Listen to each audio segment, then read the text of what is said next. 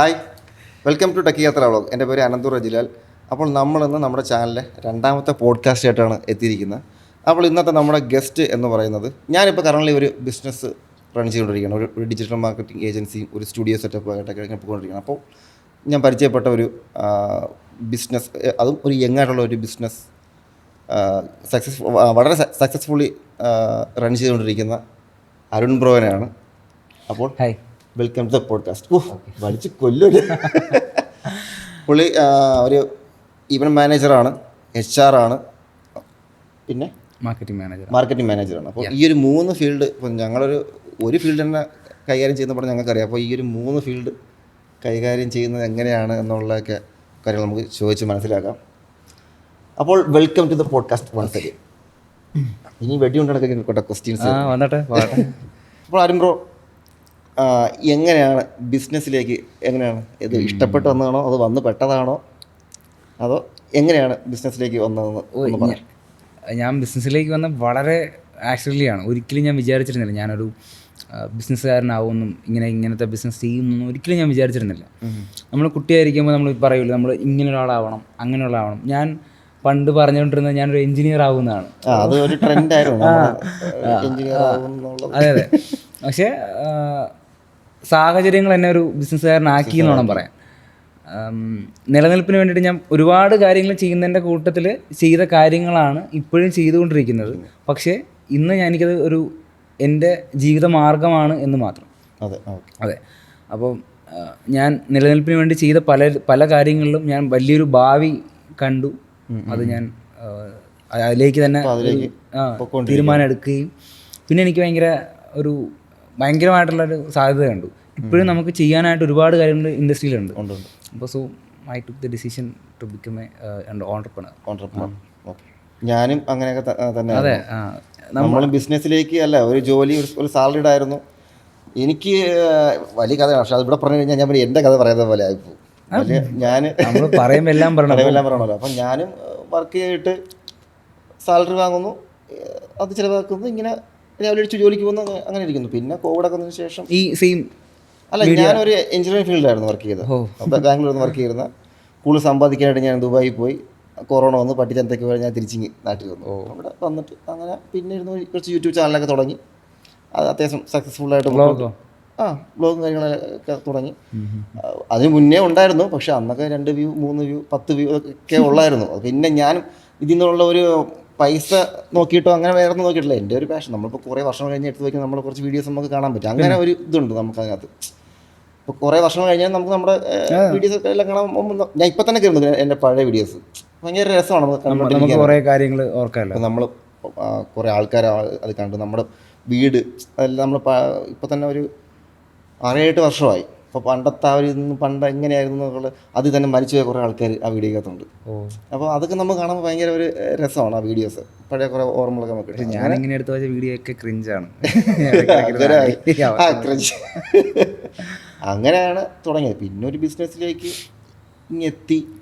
അല്ല, എങ്ങനെ എത്തിപ്പെട്ടതാണ്. കാരണം ഞാൻ ബിസിനസ് ചെയ്യുന്നുള്ള യാതൊരു ഐഡിയ ഇല്ല. ഞാൻ വല്ല ദുബായിലെ അറബിയിലെ ഇടം കയ്യോ വല കയ്യോ ഒക്കെ ആയിട്ടൊരാളായിരുന്നു. പക്ഷേ എങ്ങനെ ഇതിലേക്ക് എത്തിപ്പെട്ടു എന്നുള്ളതാണ്. ഇപ്പം ഈ കാണുന്ന ഒരു സ്റ്റുഡിയോയും ഈ ഡിജിറ്റൽ മാർക്കറ്റ് ഏജൻസി ഞാൻ സ്റ്റാർട്ട് ചെയ്യുന്നുള്ള അതും എനിക്ക് യാതൊരു ഐഡിയ ഇല്ലായിരുന്നു. ഞാൻ എൻ്റെ യൂട്യൂബ് വീഡിയോ എടുക്കാനും കുറച്ച് ഒരു ഇതിനായിട്ടാണ് ഞാൻ ഇങ്ങനത്തെ സെറ്റപ്പ് എല്ലാം സ്റ്റാർട്ട് ചെയ്തത്. കുറച്ച് സാധനങ്ങളെല്ലാം വാങ്ങി. അങ്ങനെ പിന്നെ എൻ്റെ ഫ്രണ്ട് വന്നിട്ട് അവന് കുറച്ച് വീഡിയോസൊക്കെ വേണം. അങ്ങനെ ഈ ഡിജിറ്റൽ മാർക്കറ്റിംഗ് ഏജൻസി ഫീൽഡിൽ വന്ന് എത്തിപ്പെട്ട് സത്യം അതൊരു പെട്ട് നിൽക്കുന്ന ഒരവസരമാണ് ഇപ്പോൾ. പെട്ടതാണ്. അങ്ങനെയാണ് ഇപ്പോൾ പൊയ്ക്കൊണ്ടിരിക്കുന്നത്. അപ്പം എനിക്ക് തോന്നുന്നത് വെച്ചാൽ നമ്മുടെ നാട്ടിൽ നിന്ന് ആരും എനിക്കൊന്ന് ഈ ബിസിനസ് ചെയ്യുന്ന എല്ലാവരും എന്താണ്, അവരെ ഒരു ആഗ്രഹം ഒരു ബിസിനസ്സുകാരനാവണം എന്നായിരിക്കത്തില്ലായിരുന്നു ആദ്യം. അവർ സാഹചര്യങ്ങൾ ബിസിനസ്സിലേക്ക് എത്തിപ്പെടുന്ന കുറേ ആൾക്കാർ ഉണ്ട്. അത് പലതരത്തിലാണ്. ഞാൻ മനസ്സിലാക്കിയത് പലതരത്തിലാണ്. ഒന്ന് തലമുറകളായിട്ട് കൈമാറി വരുന്ന ബിസിനസ് ചെയ്യുന്നവരുണ്ട്. ഒന്ന് നമ്മൾ ഈ പറഞ്ഞ പോലെ സാഹചര്യങ്ങൾ കൊണ്ട് ബിസിനസ്സുകാരാവുന്നതാണ്. അല്ലാതെ വ്യക്തമായ പ്ലാനിങ്ങോടെ ഇപ്പോഴത്തെ കൊച്ചു കുട്ടികളോട് പോലും ചോദിച്ചു കഴിഞ്ഞാൽ ചിലർക്ക് ബിസിനസ് ചെയ്യണം, ആ ബിസിനസ് ചെയ്യണം, ഈ ബിസിനസ് ചെയ്യണം എന്ന് പറയുന്നവരുണ്ട്. കാരണം നമ്മുടെ നാട് അത്രയും മാറി, അത്രയും ടെക്നോളജി ഡെവലപ്പ് ആകുന്നത് കൊണ്ട്, ഇത്രയും സക്സസ്ഫുൾ ആയിട്ടുള്ള ഒരുപാട് ഓൺട്രപ്രണേഴ്സിൻ്റെ കഥ കേൾക്കുന്നത് കൊണ്ട് ഇപ്പോഴത്തെ കുട്ടികളിൽ ഒരു ഡിസിഷൻ ഉണ്ടാവാം. മേ ബി എനിക്ക് ബിസിനസ്സുകാരനാവണം എന്നുള്ളൊരു ഡിസിഷൻ ഉണ്ടാവും. അങ്ങനെ തീരുമാനിക്കുന്നവരും ഉണ്ട്. ഞാൻ മനസ്സിലാക്കി അങ്ങനെയാണ്. എനിക്ക് ഒരുപാട് അങ്ങനെ കുറേ പേര് അറിയുകയും ചെയ്യും. ബിസിനസ് ചെറിയ പണ്ടത്തെ പോലെയല്ല, പല രീതിക്കാണ്. നമ്മളെ പിന്നെ ടെക്നോളജി ഇതിലെ ഗ്യാപ്പ് ശരിക്കും ഒരു ബിസിനസ്സുകാരൻ എന്ന് പറയുന്ന ഒരു കാറ്റഗറി എന്ന് പറയുമ്പോൾ നമ്മളെ പോലെയുള്ള സാഹചര്യങ്ങൾ കൊണ്ട് ബിസിനസ്സിലോട്ട് വരികയും അങ്ങനെ സക്സസ് ആയിട്ടുള്ള ഒരുപാട് പേര് ഒരുപാടുണ്ട്. ബ്രോ പഠിച്ചതൊക്കെ എവിടെയായിരുന്നു? ഞാൻ നേരത്തെ പറഞ്ഞില്ലേ, ഞാൻ എഞ്ചിനീയർ ആവാൻ വേണ്ടിയിട്ട് കമ്പ്യൂട്ടർ സയൻസ് എടുക്കണം എന്നുള്ളൊരു പ്ലാൻ. അതാണ് അല്ല, ഞാൻ കമ്പ്യൂട്ടർ സയൻസ് എടുത്തില്ല. കാമുകിയുടെ സ്കൂളിൽ അഡ്മിഷന് വേണ്ടിയിട്ട് ഞാൻ കമ്പ്യൂട്ടർ സയൻസിന് വേണ്ടി വെയിറ്റ് ചെയ്യാണ്. അപ്പോൾ സ്കൂളിൽ പോയിട്ട് അന്നൊരു സംഭവം ഉണ്ടല്ലോ, നമുക്ക് അടുത്ത ഓപ്ഷൻ കൊണ്ട് വെയിറ്റ് ചെയ്യാൻ എഴുതി കൊടുക്കാൻ പോകണം. എഴുതി കൊടുക്കാൻ പോയപ്പോൾ അവിടുത്തെ പള്ളിയിൽ അച്ഛനാണെങ്കിൽ പിടിച്ചെന്നെ, നീ കൊമേഴ്സിൽ കയറി, നിന്നെ കൊമേഴ്സിൽ കയറി അത് പഠിക്കുക ഇത് പഠിക്കാന്ന് പറയും. കൂടെ വീട്ടുകാരുണ്ടായിരുന്നു, അവരെ നിർബന്ധത്തിൽ ഞാൻ കൊമേഴ്സ് എടുക്കേണ്ടി വന്നതാണ്. അല്ലാതെ ഞാൻ പ്ലാൻ ചെയ്ത് ഇത് പഠിക്കണം അത് പഠിക്കണം എന്നുള്ള പ്ലാനില്ലേ. എനിക്ക് ആകെയുള്ളൊരു, എനിക്ക് അന്നത്തെ അറിവ് എഞ്ചിനീയർ ആയി കഴിഞ്ഞാൽ സമൂഹത്തിൽ നിൽക്കാം എന്നുള്ള ഒറ്റ കാര്യമുള്ളത് കൊണ്ട് ഞാൻ അങ്ങനെ നിൽക്കുകയാണ്. അപ്പോൾ കാമുകി ഓൾറെഡി സ്കൂളിലാണ്. അപ്പോൾ എനിക്ക് സ്കൂളിൽ അഡ്മിഷൻ എടുക്കാൻ വേണ്ടിയിട്ട് ഈ കൊമേഴ്സ് എടുത്തു കഴിഞ്ഞാൽ ഒരു പക്ഷേ കിട്ടിയേക്കാം. അതുകൊണ്ട് ഞാൻ കൊമേഴ്സ് എടുത്തതാണ്. അപ്പോൾ ഞാൻ അത്യാവശ്യമുള്ളിടത്തൊക്കെ ഇങ്ങനെ ചോദിച്ചപ്പോൾ അവർ പറഞ്ഞു കൊമേഴ്സ് എടുത്തു കഴിഞ്ഞാൽ ഈ പറയുന്ന MBA ആവാം, എഞ്ചിനീയറിൻ്റെയും അല്ലെങ്കിൽ എഞ്ചിനീയർ മുകളിലാണ് MBA കാരനെന്ന് പറഞ്ഞു. അപ്പോൾ എൻ്റെ അടുത്ത ലക്ഷ്യം MBA ആയി. അപ്പോൾ ഞാൻ അങ്ങനെ കൊമേഴ്സ് എടുക്കുന്നു. കൊമേഴ്സിന് ശേഷം BCom എടുക്കുന്നത്. എനിക്ക് ലാലേട്ടൻ പഠിച്ച MG കോളേജ് പഠിക്കുന്നത് ഭയങ്കര ആഗ്രഹം, ട്രിവാൻഡ്രത്ത്. അപ്പോൾ അതിനുവേണ്ടി കുത്തിയിരുന്ന് പഠിച്ച് ബാക്ക് ബെഞ്ചറൊക്കെയാണ്, എന്നാലും അവരെ അഡ്മിഷൻ വേണ്ടി മെറിറ്റ് സീറ്റിൽ അഡ്മിഷന് വേണ്ടിയിട്ട് കുത്തിയിരുന്ന് പഠിച്ച് മെറിറ്റ് സീറ്റിന് അഡ്മിഷൻ എടുക്കുന്നു. മെറിറ്റിൽ അഡ്മിഷൻ എടുത്ത് BCom പഠിക്കുന്നു. അവിടെയും ഈ പറയുന്ന അലമ്പ് പരിപാടിയിലൊക്കെ തന്നെയാണ്. അതെ. എന്നാലും നമുക്ക് അത്യാവശ്യം മാർക്കോടെ പാസ്സായി, മീൻസ് മോശമല്ലാത്ത രീതിക്ക് BCom പാസ്സായി, സർട്ടിഫിക്കറ്റ് കിട്ടി, ഡിഗ്രിക്കാരനായി. എൻ്റെ ജീവിതം അവിടെ കഴിഞ്ഞു എന്ന് ഞാൻ വിചാരിക്കുകയാണ്. ഒരു കാര്യം ചോട്ടെ, പ്രേമമൊക്കെ അതൊക്കെ അന്നേ കഴിഞ്ഞു. അത് +2 കഴിഞ്ഞു. +2 പ്രേമം അവിടെ കഴിഞ്ഞു. ഒരു കാരണം ഞാൻ ആ കൊമേഴ്സ് എടുക്കാനുള്ള ഒരു കാരണം അതാണ്. അതെ അതെ, എനിക്ക് അതായിരുന്നു ഒരു കാരണം. പക്ഷെ ഒരു കാര്യമുണ്ട്, ആ പ്രേമത്തിന്റെ കേസ് പറഞ്ഞതുകൊണ്ടാണ് അവളവിടെ അഡ്മിഷൻ എടുത്തില്ല. അവള് വേറെ അഡ്മിഷൻ പോയി. അവൾക്ക് ഡോക്ടർ ആവണമെന്നായിരുന്നു ആഗ്രഹം, പക്ഷെ അവൾക്ക് ഡോക്ടർ ആയില്ല. അപ്പോൾ ഞാനങ്ങനെ കൊമേഴ്സ് എടുക്കുന്നു. പിന്നെ BComലോട്ട് വരുന്നു. ഈ കോളേജ് കയറുന്ന സമയത്ത് ഈ പറയുന്ന എനിക്ക് എൻ്റെ സാഹചര്യങ്ങൾ മോശമായിരുന്നത് കൊണ്ട് എനിക്ക് അന്നത്തെ നിലനിൽപ്പിന് വേണ്ടിയിട്ട് എന്തെങ്കിലും വരുമാന മാർഗം വേണം. വീട്ടിൽ നിന്നുള്ള സപ്പോർട്ടൊക്കെ എങ്ങനെയായിരുന്നു? വീട്ടിൽ നിന്നുള്ള സപ്പോർട്ട് എന്ന് വെച്ച് കഴിഞ്ഞാൽ എങ്ങനെയെങ്കിലും ജീവിക്കണം എന്നുള്ള ഒറ്റ പ്ലാനേ ഉള്ളൂ. അത് വീട്ടിൽ നിന്ന് അങ്ങനെ വീട്ടുകാർക്കും അങ്ങനെ ഇത് ചെയ്യണം അത് ചെയ്യണം അങ്ങനെ അല്ല. കാര്യം എന്ന് വെച്ച് കഴിഞ്ഞാൽ ഇപ്പം അവർക്ക് ചിലപ്പോൾ ഒരു ഐഡിയ ഉണ്ടാവൂലായിരിക്കും നമുക്ക് എങ്ങനെ. ബ്രോ അല്ല, ഞാൻ തന്നെ ഇപ്പോൾ എൻ്റെ ഫീൽഡ്, എൻ്റെ അച്ഛനും അമ്മയ്ക്കും ഒന്നും പറഞ്ഞു തരാൻ പറ്റാത്തൊരു ഫീൽഡാണിത്. അവർക്ക് അതിനോട്ട് യാതൊരു ഐഡിയ ഇല്ല. ഞാൻ എന്താണ് ചെയ്യുന്നതെന്ന് പോലും അവർക്ക് കറക്റ്റായിട്ട് അറിയില്ല. അല്ല, എൻ്റെ കാര്യത്തിൽ എൻ്റെ വീട്ടുകാർക്ക് ഞാൻ എങ്ങനെ ആവണം എന്നുള്ളൊരു ഇതൊന്നും എന്നോട് ഇങ്ങനെ നിർബന്ധം അങ്ങനെ ഒന്നുമില്ല. അങ്ങനെ ഞാൻ +2 എൻ്റെ സ്റ്റഡീസ് നിർത്തി ഞാൻ ഇങ്ങനെ ജോലിക്ക് പോവുകയാണെന്ന് വീട്ടുകാരോട് പറഞ്ഞാൽ പോലും അവർക്ക് ആകെ ഇച്ചിരി വിഷമം ഉണ്ടാവും. പക്ഷേ അവരെന്നെ അങ്ങനെ പ്രഷർ ചെയ്യില്ല. കാരണം അവർക്കും അതിനുള്ള അറിവേ ഉള്ളൂ. ശരിക്കും പറഞ്ഞാൽ ഞാൻ അങ്ങനത്തെ സാഹചര്യത്തിലാണ് വളർന്നതൊക്കെ. അപ്പോൾ ഞാൻ എൻ്റെ തീരുമാനങ്ങൾ തന്നെയാണ് ഡിഗ്രി എത്തുന്നതും ഏത് കോളേജിൽ അഡ്മിഷൻ മേടിക്കുക എന്നുള്ളതും എല്ലാം എൻ്റെ തീരുമാനങ്ങളാണ്. ജോയിൻ ചെയ്യുന്നതൊക്കെ. അപ്പോൾ കോളേജിൽ കയറിയിട്ടും നിലനിൽപ്പിന് വേണ്ടിയിട്ട് ഈ പറയുന്ന വരുമാന മാർഗം വേണം. അങ്ങനെ ചെയ്തു തുടങ്ങി പാർട്ട് ടൈം ആയിട്ട് കുറേ കാര്യങ്ങൾ ചെയ്താണ് ഞാൻ ഇൻഡസ്ട്രിയിലോട്ട് വരുന്നത്. പാർട്ട് ടൈം ജോലി ഉണ്ടായിരുന്നല്ലേ? എൻ്റെ പാർട്ട് ടൈം എന്നറിയാമോ അച്ഛാ? വണ്ടിക്കൂലി വേണം, പെട്രോൾ കാശ് എന്നൊക്കെ പറഞ്ഞാൽ അതിൽ നമ്മൾ ഒരു 20-50 ഇങ്ങനെ ഇസ്ക്കും. പിന്നെ കണ്ടന്റേഷൻ, സപ്ലി. അല്ല, പാർട്ട് ടൈം ജോബ് വെച്ചാൽ ഞാൻ പഠിച്ചപ്പോൾ വീട്ടിനടുത്ത് പാരിപ്പള്ളിയാണ്. അവിടെ ഡെയിലി പോയിട്ട് വരും. പിന്നെ പാർട്ട് ടൈമിൻ്റെ കാര്യമൊന്നുമില്ല. നമുക്ക് പോക്കറ്റ് മണി വേണം. നമുക്ക് കൊണ്ട് ഈ പ്രേമം ഇടയ്ക്ക് ഒന്നും ചില പരിപാടികളൊക്കെ നമുക്ക് വേണമെങ്കിൽ നമുക്ക് ഫണ്ടിങ് വേണം. അപ്പം നമ്മൾ ഇങ്ങനെയുള്ള ഓരോരോ നാളെ ഇപ്പോൾ ഒരു പാർട്ടി ഉണ്ടെങ്കിൽ പറയും മറ്റേ സപ്ലിയുടെ എക്സാമിൻ്റെ വന്നിട്ടുണ്ട്, അപ്പോൾ അതിന് ഫീസ് അടയ്ക്കണം. എൻ്റെ ബ്രോയ്ക്ക് ചോദിച്ചാൽ കിട്ടാൻ അവിടെ ഒരു ഇതുള്ളത് കൊണ്ട് ബ്രോയ്ക്ക് ചോദിക്കാം. എനിക്ക് ചോദിച്ചു തരാൻ ആരുമില്ല, മനസ്സിലായില്ലേ? എനിക്ക് അങ്ങനത്തെ സിറ്റുവേഷൻ ആയിരുന്നു. അന്ന് ഞാൻ പഠിക്കുന്ന സമയത്ത് അച്ഛൻ ഗൾഫിലായിരുന്നു. അമ്മ മാത്രമേ ഉള്ളൂ. അമ്മ പിന്നെ പറ്റിക്കാൻ എളുപ്പമാണ്. എനിക്ക് ഒരു അമ്മമാരെ എല്ലാവരും പറ്റിക്കാൻ എളുപ്പമാണ്. അതെ എല്ലാവരും അമ്മമാരെ പറ്റിച്ചാണ്. അത് ചോദിച്ചാൽ അങ്ങനെ പൈസ തരാതിരുന്നിട്ടൊന്നുമില്ല. പിന്നെ ഇടയ്ക്ക് എന്നൊക്കെ പറയും. പക്ഷെ ഞാൻ ഒരു 7ാം ക്ലാസ് മുതലൊക്കെ ജോലിക്ക് പോയി തുടങ്ങിയ ആളാണ്. അപ്പം അന്ന് മുതൽ ഞാനും എൻ്റെ ചേട്ടനും സഹോദരനുണ്ട്, രണ്ടുപേരും അങ്ങനെ വീട്ടുകാരെ ഇങ്ങനത്തെ കാര്യങ്ങളിലൊന്നും പറഞ്ഞ് പൈസ മേടിക്കാറില്ല. പഠിത്ത കാര്യത്തിന് മാത്രമല്ല, ആൾക്കാർ ഇങ്ങനെ ഉണ്ട് വീട്ടുകാരെ ഒരു രീതിയിൽ ബുദ്ധിമുട്ടിപ്പിക്കുക. ഞാൻ നേരെ തിരിച്ചായിരുന്നു, പറ്റുന്ന രീതിയിൽ ഞാൻ ബുദ്ധിമുട്ടിപ്പിച്ചു. പക്ഷെ ഇപ്പം ഞാൻ ഇപ്പം എൻ്റെ രീതിയിൽ അന്നത്തെ പിന്നെ ആ ഒരു വിവരമില്ലായ്മയും അല്ല അത് ഓരോരുത്തരുടെ സാഹചര്യം. എനിക്കും ചോദിച്ചാൽ കിട്ടുമെങ്കിൽ സ്വാഭാവികമായിട്ട് ഞാനും ചോദിച്ച് ഇതേപോലെ ബുദ്ധിമുട്ടിച്ച് പറ്റിച്ച് തന്നെ. എനിക്ക് ചോദിച്ചു കഴിഞ്ഞാൽ തരാനില്ല അവരല്ലേ. അപ്പോൾ ഈ പറഞ്ഞ പോലെ ഞാനും നമ്മൾ ഈ ഒരു 10-12 വയസ്സ് മുതലേ സ്വന്തമായിട്ട് എന്ത് കാര്യത്തിനാണെങ്കിൽ, എനിക്ക് 12 വയസ്സിൽ മൊബൈൽ ഫോണുണ്ട്. അന്നത്തെ ലക്ഷ്യം മൊബൈൽ ഫോൺ എടുക്കുക എന്നുള്ളതായിരുന്നു. അന്ന് ഞാൻ ജോലിക്ക് പോയി മൊബൈൽ ഫോൺ എടുക്കുന്നു, അങ്ങനത്തെ കുറേ കുഞ്ഞു കുഞ്ഞു കാര്യങ്ങൾ, അന്നത്തെ ആവശ്യങ്ങൾ ചെയ്യുന്നു.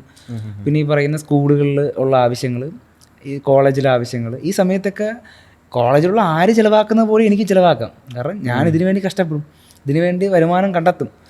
അങ്ങനെ കണ്ടെത്തിയൊരു ഇൻഡസ്ട്രിയാണ് ഇവൻ്റ് ഇൻഡസ്ട്രി. ഞാൻ അങ്ങനെ ഫീൽഡിലോട്ട് വന്ന ഒരാളാണ്.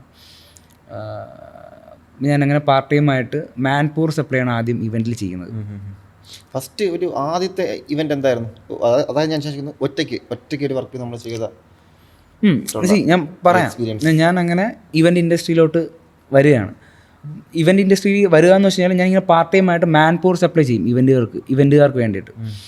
അങ്ങനെ അത്യാവശ്യം കാര്യമായിട്ടുള്ളൊരു നെറ്റ്വർക്ക് നമുക്കുണ്ട്. സ്വാഭാവികമായിട്ട് ഇങ്ങനെ അലമ്പ് കാര്യങ്ങളൊക്കെ ആയിട്ട് നടക്കുന്നതുകൊണ്ട് എല്ലാ തരത്തിലുള്ള ടീം നമ്മുടെ കൂടെ ഉണ്ടാവും. അങ്ങനെ പെട്ടെന്ന് വിളിച്ചാലും നമ്മൾ ട്രസ്റ്റ് ചെയ്യുന്ന കുറേ കൂട്ടുകാരൊക്കെ ഉള്ളതുകൊണ്ട് അവർ നമ്മുടെ കൂടെ വർക്ക് ചെയ്യാൻ വരും. അങ്ങനെ നമ്മളൊരു വലിയൊരു ടീമുണ്ട് സ്ഥിരം ജോലിക്ക് പോകാനായിട്ട്. അങ്ങനെ അത്യാവശ്യം ട്രിവാൻഡ്രത്താണ് തുടങ്ങുന്നത്. ട്രിവാൻഡ്രത്തുള്ള എല്ലാ ഇവൻറ്റുകാർക്കും നമ്മൾ മാൻ പവർ കൊടുത്തു തുടങ്ങി. എനിക്ക് കിട്ടിയ എക്സ്പീരിയൻസ് അത് തന്നെയാണ്. ഞാൻ അത്യാവശ്യം നല്ല ടോപ്പായിട്ടുള്ള എല്ലാ ഇവൻറ്റുകാരുടെയും കൂടെ നിന്ന് വർക്ക് ചെയ്ത് പഠിച്ചിട്ടുണ്ട്. അപ്പോൾ വലുതും ചെറുതുമായിട്ടുള്ള ഒരുപാട് ഇവൻ്റ് എനിക്ക് പഠിക്കാൻ പറ്റി. പയ്യെ അത് ട്രിവാൻഡ്രം എന്നുള്ളത് അടുത്തുള്ള ഡിസ്ട്രിക്റ്റുകളിൽ, ഇപ്പം ഞാൻ പാൻ കേരള തന്നെ 2019 ചെയ്യാൻ പറ്റിയിരുന്നു മാൻ പവറിൽ. അപ്പം ഈ ഇത്രയും ഏരിയയിൽ ചെയ്യുമ്പോൾ ഇത്രയും ഇവൻറ്റുകാരുമായിട്ട് ഞാൻ അസോസിയേറ്റ് ചെയ്ത് വർക്ക് ചെയ്യുകയാണ്. അപ്പം ഞാൻ അവിടെ ഒരു സ്റ്റാഫ് ആവാണ്ട് തന്നെ എനിക്ക് അത്രയും വലിയൊരു എക്സ്പീരിയൻസ് കിട്ടുന്നുണ്ട്. വലിയ വലിയ ഇവൻറ്റുകൾ ചെയ്യുന്നതും കാണുന്നതും, എങ്ങനെ ചെയ്യാം എങ്ങനെ ചെയ്യരുത് കാണുന്ന പോലെയല്ല. ഇതൊന്ന് സ്റ്റാർട്ട് ചെയ്ത് കഴിഞ്ഞാൽ പിന്നെ നമ്മുടെ കയ്യിൽ നമുക്ക് ഇടയ്ക്ക് നമുക്കൊന്നും ചെയ്യാൻ പറ്റുന്ന കാര്യങ്ങളല്ല. അല്ല, ഇതിൽ ഒരുപാട് കാര്യങ്ങളുണ്ട്. നമ്മൾ പുറമേ നിന്ന് കാണുമ്പോൾ ഇത് ചെയ്താൽ മതി, അത് ചെയ്താൽ മതി. ഇപ്പൊ നമ്മൾ തന്നെ ഇപ്പോൾ ഒരു കല്യാണത്തിന് ഒരു ഫംഗ്ഷന് പോകുന്നു, കാണുമ്പോൾ അല്ലെങ്കിൽ കൊള്ളൂല നമുക്ക്. പക്ഷെ അതിന്റെ ബാക്കിൽ അവർ എന്തുമാത്രം എഫർട്ട് എടുത്തിട്ടുണ്ട്. ഞാൻ കാര്യം വെച്ച് കഴിഞ്ഞാൽ നമ്മുടെ കൊല്ലം ആശ്രമത്ത് കഴിഞ്ഞ വർഷം ഒരു സോളാറിൻ്റെ എക്സ്പോ ഉണ്ടായിരുന്നു. ഞങ്ങളാണ് അതിൻ്റെ ഇവൻ്റ് എല്ലാം കവർ ചെയ്തത് അത്യാവശ്യം വീഡിയോയിൽ. അപ്പോൾ അതിൻ്റെ ഇവൻറ്റ് ചെയ്ത ആൾക്കാരുടെ ടെൻഷൻ നമുക്ക് കാണാം. എ സി അല്ലെങ്കിൽ എ സിയോടോ അല്ലെങ്കിൽ അങ്ങനത്തെ അവർ ഭയങ്കര ടെൻഷനാണ്. ഈ ഒരു നിങ്ങൾ ഈ പറഞ്ഞ വാവിന് വേണ്ടിയിട്ട് ഒരുപാട് നാളത്തെ പ്ലാനിങ്ങും എക്സിക്യൂഷനും അവിടെ ഉണ്ട്. അപ്പോൾ ഇതാണ് ശരിക്കും ഒരു ഇവൻറ്റ് മാനേജറിൻ്റെ പണി. ഞാൻ വേറൊരു കാര്യം പറയാം. ഒരു ഇവൻറ്റ് മാനേജർ എന്ന് പറഞ്ഞു കഴിഞ്ഞാൽ ഒരു മൊട്ടുപിന്ന് പോലും സ്വന്തമായിട്ടുണ്ടാവില്ല. പക്ഷേ വ്യക്തമായിട്ടുള്ള പ്ലാനിങ്ങോടെ ആ മൊമെൻ്റ് എങ്ങനെ ഗംഭീരമാക്കുക എന്നുള്ളതാണ് ഒരു ഇവൻറ്റ് മാനേജറിൻ്റെ പണി. ഈ ഒരു ഇവൻറ്റ് മാനേജറിൻ്റെ കയ്യിൽ അത്യാവശ്യം നല്ല രീതിയിലുള്ള വെൻഡേഴ്സ് ഉണ്ടാവും. അതിപ്പം ഏത് രീതിക്കാണ് ക്ലയൻറ്റിന് വേണ്ടത് ആ കസ്റ്റമൈസ് ചെയ്ത് അത് എത്തിക്കുക എന്നുള്ളതാണ് ശരിക്കും ഒരു ഇവൻറ്റ് മാനേജറിൻ്റെ പണി. ഇതാണ് ശരിക്കും ഇവൻറ്റ് മാനേജ്മെൻറ്റ്. പക്ഷേ നമ്മുടെ നാട്ടിലൊരു തെറ്റിദ്ധാരണയുണ്ട്, ഇവൻറ്റ് മാനേജ്മെൻറ്റ് പറഞ്ഞു കഴിഞ്ഞാൽ കാറ്ററിംഗുകാരാണ്, അല്ലെങ്കിൽ ഡെക്കറേഷൻകാരാണ്, 12 മണിക്കാരാണ്. പക്ഷെ അങ്ങനെയല്ല. അത് വ്യക്തമായിട്ടുള്ള ഇൻഡസ്ട്രിയിലുള്ള ഒരു സെക്ഷൻ മാത്രമാണ്. ഒരു ഇവൻറ്റ് മാനേജർ എന്നുള്ള നിലയ്ക്ക് ഒരാളുടെ സംസാരിക്കണമെങ്കിൽ അയാളുടെ കയ്യിൽ ഒന്നും തന്നെ ഉണ്ടാവില്ല.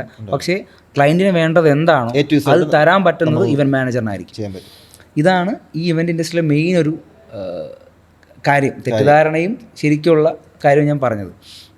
അപ്പോൾ ഞാനങ്ങനെ ഇത്രയും എക്സ്പീരിയൻസ് എനിക്ക് പലതരം ഇവൻറ്റുകാരുടെ കൂടെ നിന്ന് കിട്ടി, ഒരു എക്സ്പോസർ കിട്ടി, ഒരു കണക്ഷനും ഉണ്ട്. അപ്പോൾ എന്ത് തരത്തിലും എനിക്കൊരു വെൻഡറിനെ ആണെങ്കിലും അല്ലെങ്കിൽ ക്ലയൻറ്റ് അപ്രോച്ച് ആണെങ്കിലും എനിക്ക് ഇവരുടെ തന്നെ ഒരുപാട് സപ്പോർട്ട് കിട്ടി. ഒരുപാട് ഫ്രണ്ട്സ് ഉണ്ട് ഇൻഡസ്ട്രിയിൽ. ഒരുപാട് സീനിയേഴ്സ് ആയിട്ടുള്ള ഒരുപാട് പേരുണ്ട്. അപ്പോൾ അവരുടെയൊക്കെ സഹായം വളരെ വലുതായിരുന്നു. അങ്ങനെ എൻ്റെ ഒരു വേറൊരു സ്ഥാപനത്തിലെ ഒരു സ്റ്റാഫാണ് എനിക്ക് അവർക്ക് വന്നൊരു ലീഡ് അവർക്ക് ചെയ്യാൻ പറ്റാതെ വരികയും അവർ എന്നിലൊരു കോൺഫിഡൻ്റ് ഉള്ളത് കൊണ്ട് എനിക്ക് തരികയും ചെയ്യുന്നു. അന്ന് ഞാൻ കോളേജിൽ പഠിക്കുന്നേ ഉള്ളൂ. അന്ന് എനിക്ക് തോന്നുന്നു എനിക്ക് 20 വയസ്സെങ്ങാണ്ടേ ഉള്ളൂ. അന്ന് ഞാൻ ഫ്രീലാൻസ് തന്നെയാണ്, മാൻ പവറൊക്കെ ചെയ്യുന്ന സമയം. അന്ന് എനിക്ക് ഇയാൾ ഇത് ചെയ്യാൻ പറ്റുമെന്ന് ചോദിക്കുന്നു. ഞാൻ എന്തും ചാടി എടുക്കും. നമുക്കെങ്ങനെ പറ്റണമല്ലോ.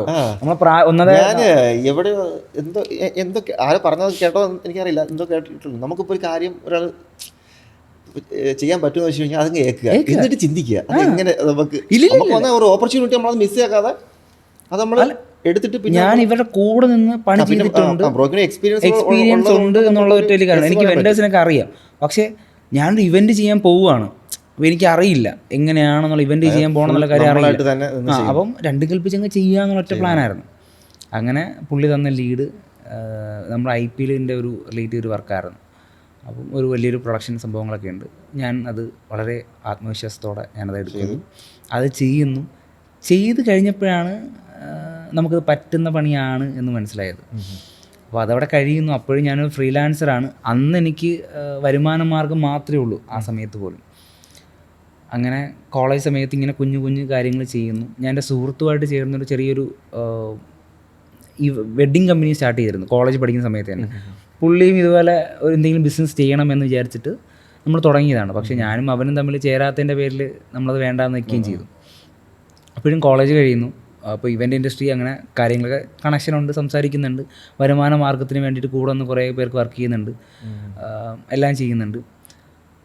പക്ഷേ ഞാൻ PSC പഠിക്കാനായിട്ട് ഈ പറഞ്ഞ പോലെ PSC കുത്തിയിരുന്ന് ഗവൺമെൻറ് സ്റ്റഡീസ് കോച്ചിങ് സെൻറ്റർ തലങ്ങും വിലങ്ങും PSC ആണ്. PSC, SSC, bank coaching. അല്ല നമ്മുടെ നാട്ടിൽ ചില ആൾക്കാർ എനിക്ക് തോന്നിയിട്ടുണ്ട്, അവർ ജോലിയിൽ നിന്നോ അല്ലെങ്കിൽ എന്തെങ്കിലും ഒരു എസ്കേപ്പ് ചെയ്യാനായിട്ട് കുറേ ആൾക്കാർ PSC പഠിക്കാൻ പോകുന്നുണ്ട്. എനിക്ക് അങ്ങനെ തോന്നിയിട്ടുണ്ട്. ജോലിക്ക് പോവാതിരിക്കാൻ. അത് ശരിയാ. നമ്മൾ എന്തെങ്കിലും ഞാൻ PSCക്ക് പോകുന്നു, അപ്പം വേറെ ചോദ്യമൊന്നുമില്ല. എൻ്റെ അടുത്ത് ഞാൻ എന്ത് ചെയ്യുന്നു, ബിസിനസ് മുമ്പൊക്കെ ഇതിൻ്റെ നേരെ നമ്മൾ യൂട്യൂബ് ക്യാമറ കൊണ്ട് നടക്കുമ്പോഴത്തേക്കും ആൾക്കാർ വലിയ. അതെ അതെ, ഞാൻ പക്ഷെ അങ്ങനെയല്ല ബ്രോ. നമ്മുടെ നാട്ടിൽ അന്ന് എനിക്ക് അടുത്ത ചോദ്യം ചോദിക്കണം, ഈ സർക്കാർ ജോലി കൊണ്ട് എന്താണ് ഉദ്ദേശിക്കുന്നത്? ഞാൻ എന്തുകൊണ്ട് സർക്കാർ ജോലി തിരഞ്ഞെടുക്കാൻ കാരണം എന്ന് പറഞ്ഞാൽ, കാമുകിയുടെ അച്ഛൻ ഗവൺമെന്റ് ജോലി ഉണ്ടെങ്കിൽ കെട്ടിച്ചിട്ടുള്ളൂ. യെസ്, എൻ്റെ ചില തീരുമാനങ്ങൾ വരുന്നത് അങ്ങനെയാണ്. കോയിൻസിഡൻസ്, ലൈക്ക് അത് ചിലത് അങ്ങനെയാണല്ലോ. അപ്പോൾ അങ്ങനെ ആ ഒരു തീരുമാനം. രണ്ടാമത്തെ കാര്യം, നമ്മുടെ നാട്ടിലൊരു ഗവൺമെന്റ് ജോലിക്കാരനുള്ളൊരു അവർക്ക് എന്തോ ഉണ്ട്, എന്തോ അവർ കാണുന്നുണ്ട്. എനിക്ക് അറിഞ്ഞുകൂടാ, ഒരു ഗവൺമെന്റ് ജോലിക്കാരന് എന്ത് ജോലി ആയിക്കോട്ടെ, ലൈഫിൽ റിസ്ക് എടുക്കാൻ പറ്റാത്തവർക്ക് പറഞ്ഞിട്ടുള്ളൂ.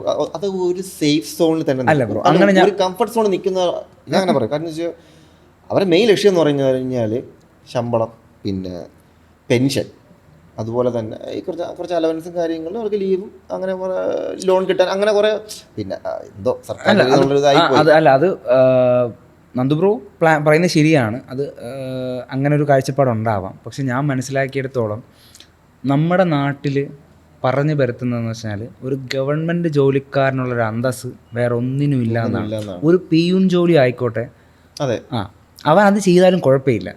അവന് 10,000 രൂപ ശമ്പളമാണെങ്കിലും ഗവൺമെൻറ് ജോലിയാണെങ്കിൽ അത് മതി കുറേ പേർക്ക്. നമ്മുടെ സമൂഹം അങ്ങനെയാണ്. അപ്പോൾ ആ ഒരു കാഴ്ചപ്പാടും കൂടെ ഒന്നും എനിക്കുണ്ട്. അപ്പോൾ സ്വാഭാവികമായിട്ട് എനിക്ക് ഇങ്ങനത്തെ ഒരു കാര്യം സാറ്റിസ്ഫൈ ചെയ്യണം. ഈ പറഞ്ഞ പോലെ ഇങ്ങനെ നാട്ടുകാരുടെ കുറേ കാര്യങ്ങൾ സാറ്റിസ്ഫൈ ചെയ്യണം. ഇതുകൊണ്ടാണ് ഞാൻ PSC അല്ലെങ്കിൽ ഗവൺമെൻറ് ജോലിക്ക് വേണ്ടിയിട്ട് നിന്നത്. അപ്പം എൻ്റെ സുഹൃത്തൊക്കെ ഉണ്ട്, അവൻ്റെ കൂടെയൊക്കെ ഞാൻ എന്ത് ചെയ്താലും അവനും ഉണ്ട്. അപ്പോൾ അവൻ എൻ്റെ കൂടെ അവനും കുറേ നാൾ ഇതിന് പുറകെ കിടന്നത്. അപ്പം ഞാൻ നിരത്തി പിടിച്ച് PSC, SSC, ബാങ്ക് കോച്ചിങ് നിരത്തി പിടിച്ച്. അപ്പോൾ കുത്തിയിരുന്ന് പഠിച്ചുകൊണ്ടിരിക്കുമ്പം പെട്ടെന്ന് കോവിഡ് വരുന്നു. ഞാൻ ജോലി കിട്ടി എന്ന് വിചാരിച്ചിരിക്കുകയാണ്. അപ്പോഴാണ് ഈ പറയുന്ന രണ്ട് രീതിയിൽ അഫക്ട് ചെയ്ത ആൾക്കാരുണ്ട്. കോവിഡ് വന്ന് നശിച്ചവരുണ്ട്, രക്ഷപ്പെട്ടവരുടെ കൂട്ടത്തിലുള്ള ഞാൻ അപ്പം കോവിഡ് വരുന്നു. കോവിഡ് വന്നിട്ട് ഈ പറഞ്ഞ പോലെ എന്ത് ചെയ്യണം എന്ന് അറിഞ്ഞൂടാ. എല്ലാത്തിനും ഷട്ടർ വീണു. എക്സാം ഒന്നുമില്ല, എന്ത് ചെയ്യണം എന്ന് അറിഞ്ഞൂടാ. അതൊരു ഈവെന്റുകൾ എല്ലാം സ്റ്റോപ്പായി, എല്ലാം എവറിത്തിങ് എല്ലാം സ്റ്റോപ്പായി. അങ്ങനെ ഞാൻ ആദ്യമായിട്ട് ബിസിനസ്സിലേക്ക് ഇറങ്ങുന്നത്, ശരിക്കും ഒരു ബിസിനസ്സുകാരനായിട്ട് ഇറങ്ങുന്നത് കോവിഡ് വന്നതിന് ശേഷമാണ്. അന്ന് ഈ പറഞ്ഞ പോലെ സാഹചര്യം മോശമാണ്. എന്തെങ്കിലും ചെയ്യണമെങ്കിൽ വരുമാന മാർഗ്ഗം, എന്തെങ്കിലും ചെയ്താലേ വരുമാന മാർഗ്ഗമുള്ളൂ. അപ്പോൾ അന്ന് മുന്നോട്ട് പോയിക്കൊണ്ടിരുന്നത് ഫുഡ് റിലേറ്റ് ചെയ്ത ബിസിനസ് മാത്രമാണ്. അതല്ലേ, ഫുഡ് അന്ന് ആൾക്കാർക്ക് ആഹാരം കഴിക്കണം. അപ്പോൾ ഞാനിങ്ങനെ അന്വേഷിച്ച് തപ്പിപ്പിടിച്ചിട്ടൊക്കെ ഞാൻ മനസ്സിലാക്കിയെന്ന് വെച്ച് കഴിഞ്ഞാൽ FMCG distribution, fast moving consumer ഗുഡ്സിൻ്റെ ഡിസ്ട്രിബ്യൂഷൻ എടുക്കാമെന്ന് വെച്ചു. വെച്ചാൽ നമ്മുടെ അറിയാവുന്ന കുറേ ബ്രാൻഡുകളുണ്ടല്ലോ, പവിത്രം, മിൽക്കി മിസ്റ്റ്, അങ്ങനെ കുറേ ബ്രാൻഡുകൾ ഉണ്ട്. അപ്പോൾ ഞാൻ പണ്ട് +2 പഠിക്കുന്ന സമയത്ത് ഒരു മാർക്കറ്റിംഗ് കമ്പനിയിൽ എക്സിക്യൂട്ടീവായിട്ടൊക്കെ പോകുമായിരുന്നു. അപ്പോൾ എനിക്ക് മാർക്കറ്റിങ്ങിൽ കുറേ കാര്യങ്ങൾ അറിയാവുന്നത് കൊണ്ടും എനിക്ക് ഈ കമ്പനികൾ അപ്രോച്ച് ചെയ്യാൻ കുറച്ചും കൂടെ ഈസി ആയിരുന്നു. ഞാൻ കുത്തിയിരുന്ന് മെയിൽ അയച്ചു, ഞാൻ ട്രൈ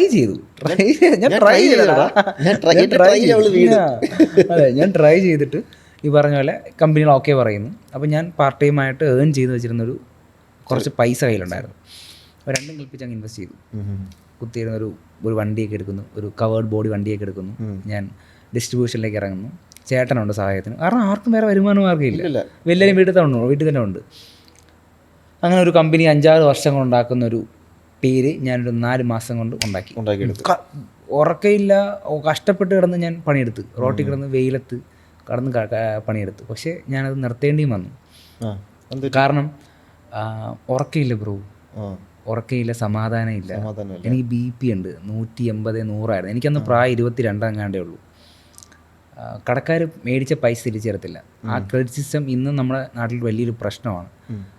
ഞാൻ കഷ്ടപ്പെട്ട് അത് തന്നെയാണ് പറയുന്നത്, അതങ്ങനെയാണ്. പക്ഷെ അത് എന്നെ സംബന്ധിച്ചിടത്തോളം, ഞാൻ നിൽക്കുന്ന സാഹചര്യത്തിനെ സംബന്ധിച്ചിടത്തോളം എനിക്ക് മുന്നോട്ട് പോകണമെങ്കിൽ പൈസ വേണം. രാത്രി സമാധാനം ഇല്ല ബ്രോ, എനിക്ക് ഉറങ്ങാൻ പറ്റില്ല. ഉറങ്ങി കിടക്കുമ്പോൾ ഇങ്ങനെ നാളെ അവിടെ പോയി പൈസ ആവണം, ഇവിടെ പോയി പൈസ ആവണം, ടെൻഷൻ ഉണ്ടല്ലേ. അത് എൻ്റെയൊക്കെ ലെവലാണ്. എനിക്കും ഒരു സമാധാനം. നമുക്ക് ബിസിനസ് ഈ ഇപ്പോൾ ജോലി ചെയ്യുന്ന സമയത്ത് ഞാൻ ഒരു പണിക്ക് പോയി ഷിഫ്റ്റ് കഴിയുന്നത് ഞാൻ ഫ്രീ, എനിക്ക് ഒന്നും ചിന്തിക്കണ്ട. അവിടെ പൊട്ടിത്തെറിക്കുന്ന ഇത് നമുക്കൊന്നും അറിയേണ്ട കാര്യമില്ല. പക്ഷെ ഇതങ്ങനെയല്ല. ഒരു ബിസിനസ് മാൻ 24/7. അതെ നമ്മൾ ഉറക്കത്തിൽ ഞാൻ ഇപ്പോഴും എൻ്റെ നാളത്തെ ബിസിനസിനെ പറ്റി ചിന്തിച്ചുകൊണ്ടിരിക്കുക. എനിക്ക് നമ്മളിപ്പം എന്തിനിറങ്ങിയപ്പോഴും നമ്മളിപ്പം ഫ്രണ്ട്സുമായിട്ട് ചിലപ്പോൾ രണ്ടാം അടിക്കുമ്പോൾ ചിലപ്പോൾ നമ്മളൊന്ന് ഫ്രീ ആകുമായിരിക്കും. അല്ലാണ്ട് നമ്മളിപ്പോൾ ഒരു ട്രിപ്പ് പോയാലും ഇപ്പോൾ ഒരാൾ സംസാരിച്ചുകൊണ്ടിരിക്കുകയാണെങ്കിലും നല്ല ഫുഡ് കഴിക്കുകയാണെങ്കിലും നമ്മുടെ മൈൻഡിൽ എവിടെയോ ഒരു ബാക്ക് എൻഡിൽ ഈ സാധനം കറങ്ങിക്കൊണ്ടിരിക്കും. അത് എല്ലാവർക്കും ഉള്ളതാണ്. ആ സമയത്ത് ഇത് ഭയങ്കര ബുദ്ധിമുട്ടായിരുന്നു എനിക്ക്. പിന്നെ എൻ്റെ ഒരു ഫ്രണ്ട് ഇങ്ങനെ വഴിച്ച് കണ്ടിട്ട് പറഞ്ഞു, അപ്പോൾ ഞാനിങ്ങനെ വെയിലത്തല്ലേ പണി, ഞാൻ കോളേജിൽ നിന്നൊക്കെ ഇറങ്ങിയ ഒരു രൂപവും ഈ റോട്ടിൽ കിടന്ന് നെട്ടോട്ട് ഓടുന്ന രൂപവും തമ്മിൽ ആനയും ആടും തമ്മിലുള്ള വ്യത്യാസമാണ്. അപ്പോൾ എന്ത് കോലോടായത്, അങ്ങനത്തെ കുറേ കൊള്ളുന്ന കുറേ സംസാരം വന്നപ്പം ഞാൻ തീരുമാനം എന്ത് ചെയ്യും എന്നറിയാൻ നിൽക്കുകയാണ്. അപ്പോൾ മൊത്തത്തിൽ എന്നെ ബാധിച്ച് തുടങ്ങി. BP ഒക്കെ ഭയങ്കരമായിട്ട്, എനിക്ക് 22-ാമത്തെ വയസ്സിൽ ഇത്രയും വരെ BP ഒക്കെ വരുമ്പോൾ ഭയങ്കര പ്രശ്നമാണ്. മൊത്തത്തിൽ ബാധിച്ച് തുടങ്ങിയെന്ന് കണ്ടപ്പം വീട്ടുകാരുടെയും കൂടെ ഒരു പ്രഷർ ഉണ്ടായിരുന്നു നിർത്തണം എന്നുള്ളത്. അപ്പം ഞാനിത് വേറൊരാൾക്ക് ഹാൻഡ് ഓവർ ചെയ്തു. ബ്രോ, ഞാൻ പറഞ്ഞില്ലേ, ഒരു 5-6 വർഷം കൊണ്ട് ഒരു കമ്പനി ഡെവലപ്പ് ചെയ്യുന്ന ഒരു പേര് ഞാൻ 4 മാസം ഉണ്ടാക്കിയെടുത്തു. അപ്പോൾ അത് തന്നെ ഞാൻ വേറൊരാൾക്ക് ഹാൻഡ് ഓവർ ചെയ്തു. അപ്പോൾ അത് കഴിയുന്നു. അപ്പോൾ എന്ത് ചെയ്യണം എന്ന് അറിഞ്ഞുകൂടാം. അപ്പോൾ ഞാനും ഈ വ്ളോഗിങ് ഒക്കെ ആ സമയത്ത് ചെയ്തു കേട്ടോ.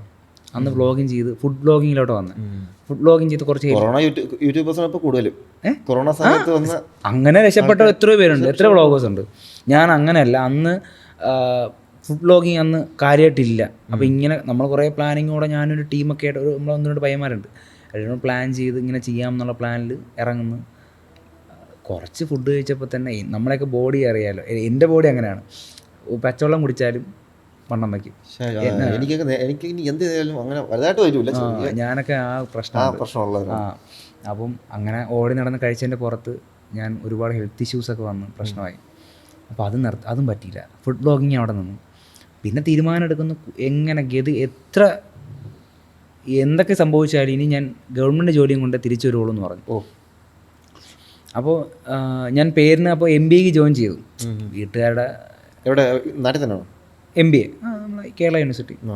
അപ്പോൾ MBA ഡിസ്റ്റൻസ് ആയിട്ട് ജോയിൻ ചെയ്യുന്നു. PSC പഠിക്കുന്നു, കുറച്ചുകൂടെ കാര്യമായിട്ട് PSC പഠിക്കുന്നു. കൊത്തിയിരുന്ന് കുറേ പഠിക്കുന്ന സമയത്ത് കോവിഡ് വന്നതുകൊണ്ട് കുറേ ബിസിനസ്സുകാർ നിർത്തിപ്പോയി. ഇവൻ്റ് ഇൻഡസ്ട്രിയിലുള്ള കുറേ ഇവൻ്റുകാർ നിർത്തിപ്പോയി. തന്നെ ഒരുപാട് പേർക്കുള്ള സാധനങ്ങളും നമുക്ക് ഒരുപാട്, കാരണം ഫുള്ളി ഡെഡ് അല്ലേ ബ്രോ, ഒന്നും ചെയ്യാനില്ലാത്ത കുറേ പേര് പെട്ടുപോയി. വരുമാനം ഇപ്പം ഞാനൊക്കെ അന്ന് സോളോയാണ്, എനിക്ക് വരുമാനം ഇല്ലെങ്കിലും ജീവിച്ച് പോവാം. പക്ഷേ ഒരു വലിയ കുറേ ബാധ്യതകളുള്ള കുറേ ആൾക്കാരെ സംബന്ധിച്ചിടത്തോളം സാധനം, അതാണ് ബ്രോ പിന്നെയും സാധനങ്ങൾ എന്ന് പറയുന്നത്. നമ്മൾ ഇവന്റ് മാനേജേഴ്സിന്റെ കയ്യിൽ സാധനം ഇല്ല, ഇവന്റുകാർ കുറേ പേര് ഈ പ്രൊഡക്ഷൻ ടീമും എല്ലാം നിർത്തിപ്പോയി. ഇതിന്റെ അവസ്ഥ വന്നു. കുറേ പേര് ആത്മഹത്യ ചെയ്തവരുണ്ട്, അറ്റാക്ക് ഒന്ന് മരിച്ചവരുണ്ട്. എനിക്കറിയാം, കോവിഡ് സമയത്ത് അറ്റാക്ക് ഒന്ന് മരിച്ച ഇവന്റുകാരെ എനിക്കറിയാം. കാരണം അത്രയും ടെൻഷൻ, പ്രഷർ, ബാധ്യതകൾ അത്രയും ഉണ്ടാവും. എങ്ങനെ കിടന്ന് ഉറങ്ങാൻ പറ്റും? അതെ, എപ്പോൾ തീരും അറിയില്ല. എനിക്ക് തോന്നുന്നു ഒരു ഇവന്റ് ഇൻഡസ്ട്രി ഒക്കെ പച്ച പിടിച്ചത് ഒരു 2-2.5 വർഷം കഴിഞ്ഞിട്ടാണ്. ഒരു അത്യാവശ്യ സംഭവം അല്ലാത്തത് കൊണ്ട് അത് ഒരുപാട് നീണ്ടുപോയി. അല്ല, ഇവന്റ് നടത്തരുതെന്നാണ് പറയുന്നത്.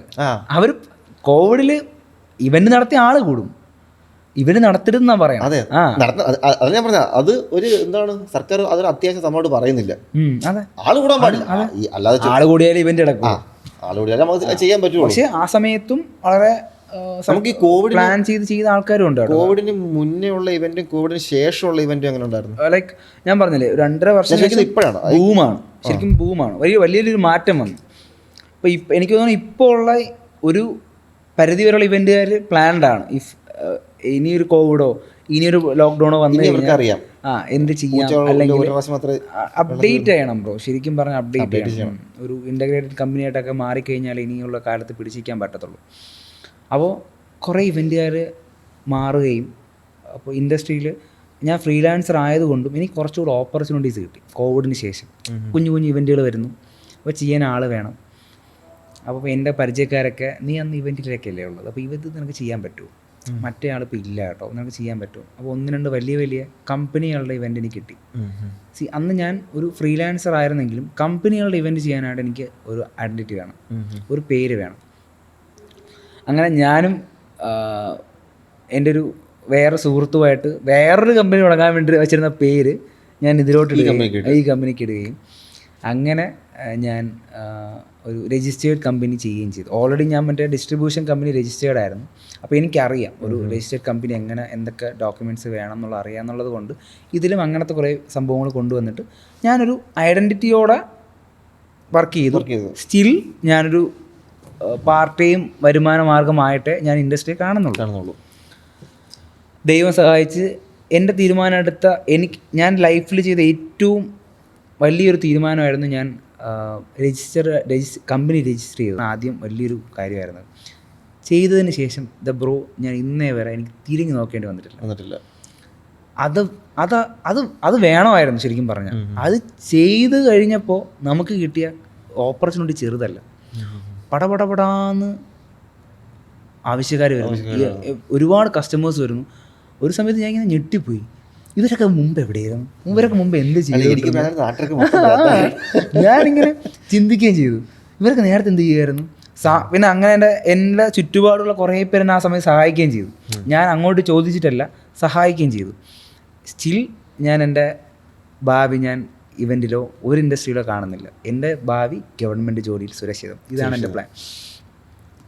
ഞാൻ വീണ്ടും കുത്തിയിരുന്ന് പഠിക്കുന്നു, 16-20 മണിക്കൂറൊക്കെ ഇരുന്ന് പഠിക്കുവേ.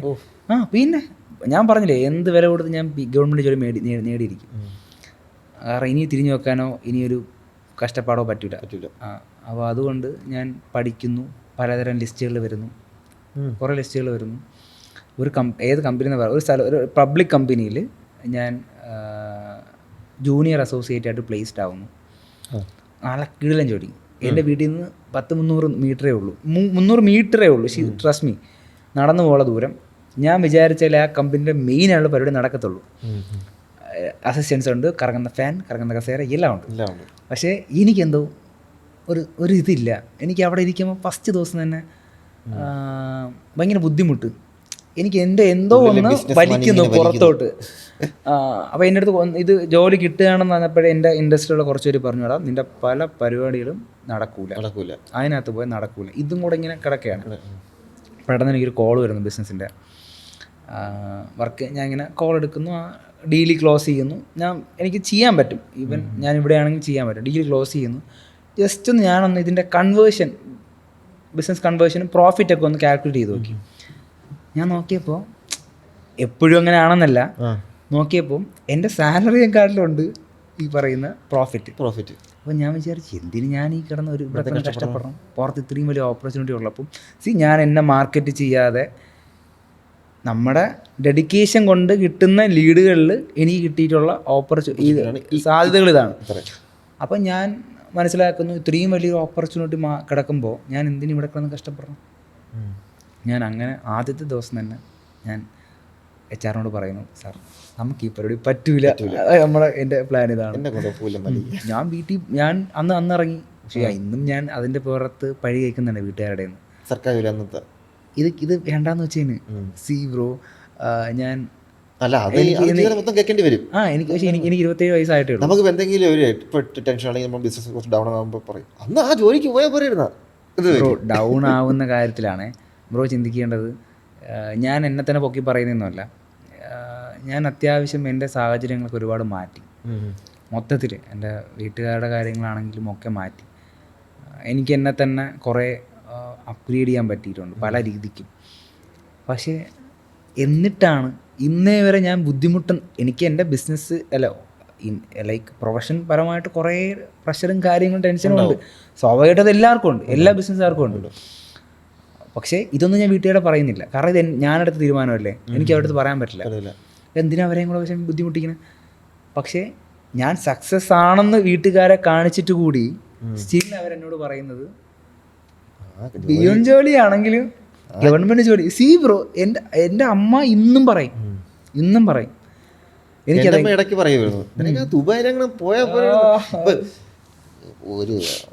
എന്താണ് ഒരു വർഷത്തിൽ 11 മാസം നല്ല രീതിക്ക് പോകുന്നു. ഒരു മാസം നമുക്ക് ഡൗൺ എന്തെങ്കിലുമൊക്കെ. അമ്മ ഞാൻ 1-2 ഇത് ചിട്ടിയൊക്കെ ചേർത്തിട്ടുണ്ട്. അമ്മയാണ് എൻ്റെ സെക്രട്ടറിയൊക്കെ. അപ്പോൾ ചിട്ടിയൊക്കെ ചേർന്ന് മുടങ്ങിയൊക്കെ ചെയ്യും. ഞാൻ കൊടുക്കൂല അമ്മയല്ലേ. അപ്പം പറയും പൈസ ഇല്ല, പൈസ അടക്കണം, എന്ത് ചെയ്യുന്നു അന്നേ വല്ല വെളിയിലങ്ങനെ പോയി പറയുന്ന. അവർക്ക് എങ്ങനെയാണ് എന്തോ ജോലി ഒരു ശമ്പളം വാങ്ങിക്കുന്ന ഒരാളാണെങ്കിൽ അല്ല ബ്രോ, നമ്മുടെ ഇപ്പോഴത്തെ ഇനിയിപ്പോൾ നമ്മുടെ ജനറേഷനൊക്കെ ഒന്ന് ഈ പറയുന്ന അച്ഛനമ്മമാരായി മാറുമ്പോൾ സർക്കാർ ജോലി എന്ന് പറഞ്ഞാൽ അതൊരു ബിസിനസ് അല്ലേ. നമ്മൾ KSRTC വരയ്ക്കുന്നു, KSRTC ഒരു ബിസിനസ്സാണ്. അല്ല ബ്രോ, അങ്ങനെയല്ല. നമ്മളെന്നും തൊഴിലാളികളായിരിക്കുക എന്നുള്ളത്, അല്ലെങ്കിൽ നമ്മൾ എൻ്റെ അമ്മയാണെങ്കിലും ബ്രോയുടെ അമ്മയാണെങ്കിലും എന്തുകൊണ്ട് അങ്ങനെ പറയുന്നത് വെച്ചാൽ അവർ നമ്മൾ കൺസേൺ ആണ്. നമ്മൾ സേഫ് ആവണം, നമ്മുടെ ഭാവി സുരക്ഷിതമാവാൻ വേണ്ടിയിട്ടാണ് അവർ ഉദ്ദേശിക്കുന്നത്. പക്ഷെ നമ്മൾ ശരിക്കും പറയാൻ നമ്മൾ ഭാവി ഒരിക്കലും സുരക്ഷിതമാവില്ല. ഒരു ഗവൺമെൻറ് ജോലി ചെയ്തു കഴിഞ്ഞാൽ ഒരു പർട്ടിക്കുലർ പോസ്റ്റിന് താഴെയുള്ളവരുടെ കാര്യം ഞാൻ പറയുന്നത്, നമ്മളൊരിക്കലും സുരക്ഷിതമാവില്ല. എനിക്ക് ഇന്നും സ്ട്രഗിൾ ചെയ്യുന്ന, അല്ലെങ്കിൽ ഞാൻ മാസാമാസം കടം കൊടുക്കുന്ന ഗവൺമെൻറ് ജോലിക്കാരെ എനിക്കറിയാം. മാസം അവസാനമാകുമ്പോൾ എന്നോട് വിളിച്ച് ചോദിക്കുന്ന അത്യാവശ്യം നല്ല പോസ്റ്റുകളിരിക്കുന്ന ആൾക്കാരുണ്ട്. ഇതുവരെ ഞാൻ എൻ്റെ വീട്ടുകാരോട് പറയും, ഞാൻ ആരെന്നൊന്നും പറയില്ല, എന്നിട്ടും അവർ സമ്മതിക്കുന്നില്ല ബ്രോ. ഇതാണ് കാരണം അവർ എഡ്യൂക്കേറ്റഡ് അല്ല, അവർ ഈ കാര്യങ്ങളിൽ എഡ്യൂക്കേറ്റഡ് അല്ല. അവർക്കറിയാവുന്നത് നാട്ടിൽ സക്സസ് ആയിട്ട് ജീവിക്കുന്നവർ ഗവൺമെൻറ് എംപ്ലോയീസ് ആണ്, അല്ലെങ്കിൽ ഭാവിയിൽ പെൻഷൻ കിട്ടും, ഇതെങ്ങനത്തെ കുറേ കാര്യങ്ങളാണ്. പെൻഷൻ അതാണ് മെയിൻ സാധനം. ഇപ്പം ഇല്ല, പെൻഷനില്ല. അല്ല ഞാൻ എൻ്റെ പ്ലാൻ എന്താണെന്ന് വെച്ച് കഴിഞ്ഞാൽ എൻ്റെ ഭാവി സുരക്ഷിതാക്കളെ ഞാൻ ഈ പ്രായത്തിൽ ചെയ്ത് കഴിഞ്ഞു.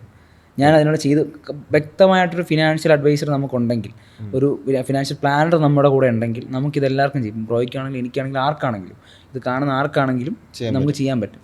നമുക്കൊരു വരുമാന മാർഗ്ഗം ഉണ്ടെങ്കിൽ അത് വ്യക്തമായിട്ട് പ്ലാൻ ചെയ്ത് കഴിഞ്ഞാൽ ഈ പറയുന്ന നമുക്കൊരു പർട്ടിക്കുലർ ഏജ് കഴിഞ്ഞ് നമുക്ക് റിട്ടയർ ആവണം, നമുക്ക് തീരുമാനം ഉണ്ടെങ്കിൽ നമുക്ക് ഈസി ആയിട്ട് ചെയ്യാൻ പറ്റും. അപ്പോൾ ഇതിൽ ഇങ്ങനത്തെ കുറേ കാര്യങ്ങൾ നമ്മുടെ ഈ അച്ഛനമ്മമാർ എഡ്യൂക്കേറ്റഡ് അല്ല, അവരതുകൊണ്ടാണ് ഗവൺമെൻറ് ജോലി ഇങ്ങനെ പറഞ്ഞുകൊണ്ട് നടക്കുന്നത്. അപ്പം ഞാനതിലിപ്പം മൈൻഡ് കാണിക്കുന്നുമില്ല. അപ്പം ഞാൻ അങ്ങനെയാണ് ഈ ഒരു ബിസിനസ്സുകാരനാക്കി വരുന്നത്. ഞാൻ പറഞ്ഞില്ലേ, ഞാൻ ഒരിക്കലും ഒരു ബിസിനസ്സുകാരനാവുമെന്ന് വിചാരിച്ചിട്ടില്ല. അവസരങ്ങൾ കിട്ടുമ്പോൾ പോലും ഞാൻ വിചാരിക്കുന്നില്ല. പക്ഷേ ഒരു തിരിച്ചറിവായിരുന്നു എന്നെ ബിസിനസ്സുകാരനാക്കി. പക്ഷെ അതെല്ലാം കൊണ്ട് പറ്റത്തുമില്ല. ഈ ഒരു റിസ്ക് വെളിയിൽ നിന്ന് കാണുന്നവർക്കേ ഭയങ്കര രസമാടാ. അവൻ ഇങ്ങനെ അവിടെ പോണു, ഇവിടെ പോണു, സ്റ്റാറ്റസ് ഇടുന്നു, ഫുഡ് കഴിക്കാൻ പോകുന്നു, ഫ്രണ്ട്സിൽ കറങ്ങാൻ പോകുന്നു, വണ്ടി എടുക്കുന്നു, കറങ്ങും. പക്ഷേ ഇതിനകത്ത് കിടന്ന് ടെൻഷൻ അടിക്കുന്ന ഇതെന്താണെന്ന് അവർക്ക് വെളിയിൽ നിന്ന് നമുക്ക് അറിയത്തില്ല. പക്ഷേ അത് കണ്ട് ചില ആൾക്കാർ ചിലപ്പോൾ സ്റ്റാർട്ട് ചെയ്യാൻ അവരെ കൊണ്ട് പറ്റാതെ വരും. ജോലിയിൽ ടെൻഷൻ ഇല്ലേ? ജോലി ചെയ്യുന്ന ടെൻഷനിൽ. ജോലി ചെയ്യുന്ന ടെൻഷനുണ്ട്, പക്ഷേ എങ്കിലും അല്ല ഞാൻ പറയുന്നത് വെച്ചാൽ എന്ത് ജോലിക്കും ടെൻഷനുണ്ട്. അതിപ്പോൾ ഗവൺമെൻറ് ജോലിക്കാരായിരിക്കും അവിടെ ഇന്റേണൽ പൊളിറ്റിക്സ് ഒരുപാടുണ്ട്. ഒരു സ്ഥാപനത്തിൽ വർക്ക് ചെയ്യുമ്പോൾ സ്വാഭാവികമായിട്ട് അവിടുത്തെ പൊളിറ്റിക്സ് ഒരുപാടുണ്ട്. പിന്നെ അത് പ്രൈവറ്റ് ആണെങ്കിലും. പക്ഷെ അല്ലല്ലേ, ഈ ജോലി ചെയ്യുന്നതിനേക്കാളും ഒരുപടി മുന്നിൽ ഒരു ബിസിനസ്സുകാരുണ്ട്. അത് എല്ലാവർക്കും അറിയാവുന്ന കാര്യങ്ങളാണ്. അപ്പോൾ നമ്മൾ ടെൻഷൻ അനുഭവിക്കുന്നുണ്ടെങ്കിലും ബ്രോയ്ക്കാണെങ്കിലും അറിയാം, നമ്മളൊരു ബിസിനസ് ചെയ്യുമ്പോൾ ചുമ്മാ നമ്മൾ ചെയ്യില്ലല്ലോ. ഇപ്പോൾ കോവിഡ് വന്നപ്പോൾ തന്നെ കുറേ ആൾക്കാർ ചിന്തിച്ചാണ് ബിസിനസ് ചെയ്യുന്നവർക്ക് ഒരു ജോലി, സർക്കാർ ജോലി ആയിരുന്നു, അതൊരു വലിയൊരു ഭയങ്കര അല്ലേ, ചിന്തിച്ചിട്ടുണ്ടാവും. അതൊക്കെ തന്നെയാണ് ഇവരൊക്കെ ഇങ്ങനെ പറയുന്നത്, എൻ്റെ വീട്ടിലും പറയാറുണ്ട്. പക്ഷേ നമ്മളൊരു റിസർവ് മണി റെഡിയാക്കി വെക്കുക എന്നുള്ളതാണ് മെയിൻ കാര്യം. കാരണം മീൻസ് പണമാണല്ലോ എല്ലാത്തിനും അവസാനം. നമുക്ക് ചിലവാക്കാൻ പൈസ വേണം. ഇതിനാണ് ജോലിക്ക് പോകുന്നത്. അത് അത്യാവശ്യം ഓടി കിടന്ന് കഷ്ടപ്പെട്ട് money can buy happiness. Money definitely money can buy happiness. അല്ല, മണി ഈസ് ഹാപ്പിനെസ്. എൻ്റെ ക്രഷ് എന്ന് പറഞ്ഞ ക്യാഷാണ്. Money is happiness. എൻ്റെ ക്രഷ് എന്ന് പറഞ്ഞാൽ ക്യാഷാണ്. അപ്പം ഞാനീ പറഞ്ഞ പോലെ ഇനിയൊരു ലോക്ക്ഡൗണോ ഇനിയൊരു കോവിഡോ വന്നു കഴിഞ്ഞാൽ നിലനിൽക്കാനുള്ള പരിപാടി നമ്മൾ റെഡിയാക്കി കഴിഞ്ഞാൽ ബിസിനസ് പോലുള്ള സുഖമുള്ള പരിപാടി വേറെ ഒന്നുമില്ലെന്ന് ഞാൻ പറയുള്ളൂ. കാരണം ഇന്ന് ഞാൻ വർക്ക് ചെയ്യുകയാണ്, ഞാൻ ഇവിടെ ഇരുന്നുകൊണ്ട് വർക്ക് ചെയ്യുകയാണ്, എൻ്റെ ടീം വർക്ക് ചെയ്യുകയാണ്, എനിക്ക് വേണ്ടി വർക്ക് ചെയ്യുകയാണ്. മനസ്സിലായോ? അപ്പം അങ്ങനൊരു സിസ്റ്റം നമ്മൾ ഡെവലപ്പ് ചെയ്ത് കഴിഞ്ഞാൽ ഓഫ് കോഴ്സ് നമുക്ക് ലൈഫ് കളർഫുള്ളാക്കി എടുക്കാൻ പറ്റും. നമുക്ക് ഒരുപാട് കാര്യങ്ങൾ നമ്മുടെ സൊസൈറ്റി ചെയ്യാനുണ്ട് ബ്രോ. നമ്മളത് മനസ്സിലാക്കി കഴിഞ്ഞ് കഴിഞ്ഞാൽ ഒരുപാട് സൊല്യൂഷൻസ് നമുക്ക് കണ്ടെത്തിയാൽ തന്നെ നമുക്ക് വലിയൊരു മാറ്റം കൊണ്ടുവരാൻ പറ്റും. അതിപ്പോൾ നമ്മളിലാണെങ്കിലും സമൂഹത്തിലാണെങ്കിലും. ഞാൻ മനസ്സിലാക്കി വെച്ചാൽ നമ്മുടെ നാട്ടിൽ ഇന്നും ഒരുപാട്, ഇപ്പോൾ ഞാൻ എക്സാമ്പിൾ പറയുകയാണ്, ഇന്നും ഒരു ടിക്കറ്റ് കൗണ്ടറിൽ, റെയിൽവേ ടിക്കറ്റ് കൗണ്ടറിൽ പോയി കഴിഞ്ഞാൽ തിരക്ക് കാണാം. ഒരുപാട് ഓൺലൈൻ ആപ്ലിക്കേഷൻസ് ഉണ്ട്, ബട്ട് തിരക്കുണ്ട്. ഇന്നും ആ റെയിൽവേ തന്നെ പ്ലാൻ ചെയ്ത് പറഞ്ഞോ, ഇന്നും പുറത്തിറങ്ങി ഓട്ടോയ്ക്ക് വെയിറ്റ് ചെയ്തിരിക്കുന്ന ആൾക്കാരുണ്ട്. ഒരു റാപ്പിഡോ, ഊബർ, ഓല, കേരള സഫാരി പോലത്തെ ഒരുപാട് ആപ്ലിക്കേഷൻസ് ഉണ്ട്. പക്ഷേ ഇന്നും അങ്ങനത്തെ കുറച്ച് കസ്റ്റമേഴ്സ് വേറെ ഉണ്ട്. അപ്പം ഞാൻ പറയുന്നത് ഇന്നും പരിഹരിക്കപ്പെടാത്ത ഒരുപാട് കാര്യങ്ങളാണ്. ഇത് ഞാൻ ഒരു ചെറിയൊരു ഏരിയ മാത്രമാണ് പറഞ്ഞത്. ഇതുപോലെ പല ഏരിയ, വേസ്റ്റ് മാനേജ്മെൻറ്റ് എന്ന് പറഞ്ഞാൽ വളരെ മോണോപ്പൊളി കളിച്ചുകൊണ്ടിരിക്കുന്ന ഏരിയകളാണ്. സീരിയസ്ലി എന്ന് വെച്ചാൽ ചെയ്യാൻ ആരുമില്ല. ഇത് ചെയ്യുന്നവരോ അവർ മാത്രമേ ചെയ്യുന്നുള്ളൂ. അവർക്ക് അങ്ങോട്ട് പൈസ കിട്ടും രണ്ട് സൈഡിൽ നിന്ന്. വേസ്റ്റ് മാറ്റുകയും വേണം, വേസ്റ്റ് വേണ്ടിയിട്ടുള്ള ആൾക്കാരുമാണ്. അപ്പോൾ ഇങ്ങനത്തെ കുറേ ഏരിയാസ് ഉണ്ട് വർക്ക് ചെയ്യാനായിട്ട്. ഇപ്പോൾ ഞാൻ ചെയ്യുന്ന ഒരു ബിസിനസ്സും യുണീക്കാണെന്ന് ഞാൻ പറയില്ല. ഞാൻ ചെയ്യുന്ന ഇവൻറ്റ് മാനേജ്മെൻറ്റാണ്, ഞാൻ ചെയ്യുന്ന മാർക്കറ്റിംഗ് മാനേജ്മെൻറ്റാണ്, ഞാൻ ചെയ്യുന്ന HR മാനേജ്മെൻറ്റാണ്. ഇത് മൂന്നും ഞാനാണ് ഇവിടെ ഇൻട്രൊഡ്യൂസ് ചെയ്തതെന്ന് ഞാൻ പറയില്ല. പക്ഷേ ഈ ചെയ്യുന്നതൊക്കെ എൻ്റെ നിലനിൽപ്പിന് വേണ്ടിയിട്ടുള്ളതാണ്. ഞാനൊരു ബിസിനസ്സുകാരൻ എന്ന നിലയ്ക്ക് ഞാൻ നിലനിൽപ്പിന് വേണ്ടി മാത്രം ചെയ്യുന്നൊരു കാര്യമാണ്. പക്ഷേ ഞാനൊരു ഓൺട്രപ്രണറായിട്ട് ചിന്തിക്കുകയാണെങ്കിൽ എനിക്ക് എൻ്റെ ഈ സമൂഹത്തിൽ ഒരുപാട് മാറ്റം കൊണ്ടുവരാൻ പറ്റും, ഒരുപാട് കാര്യങ്ങൾ ചെയ്യാൻ പറ്റും. ഇനി എൻ്റെ ഒരു അടുത്തൊരു 5 വർഷത്തിലെങ്കിലും നമുക്ക് ഒരുപാട് പ്ലാനുകളുണ്ട്. എൻ്റെ ഒരുപാട് സുഹൃത്തുക്കളുടെ ഐഡിയകളുണ്ട്. എനിക്കത് ഇംപ്ലിമെൻ്റ് ചെയ്യണമെന്നുണ്ട്. കാരണം ഞാനിപ്പം ചവിട്ടി നിന്ന് തുടങ്ങിയത് കൊണ്ട് എനിക്കും ധൈര്യമായിട്ട് കളിക്കാം. നമുക്കറിയാം, ഇപ്പോൾ ഓൾറെഡി മാർക്കറ്റിംഗ് HR ഹാൻഡിൽ ചെയ്യുന്നതുകൊണ്ട് നമുക്ക് അതിലും കുറച്ചുകൂടി ഒരു എക്സ്പീരിയൻസ് ഉള്ളത് കൊണ്ട് നമുക്ക് ഈസി ആയിട്ടൊരു പുതിയൊരു ഐഡിയ.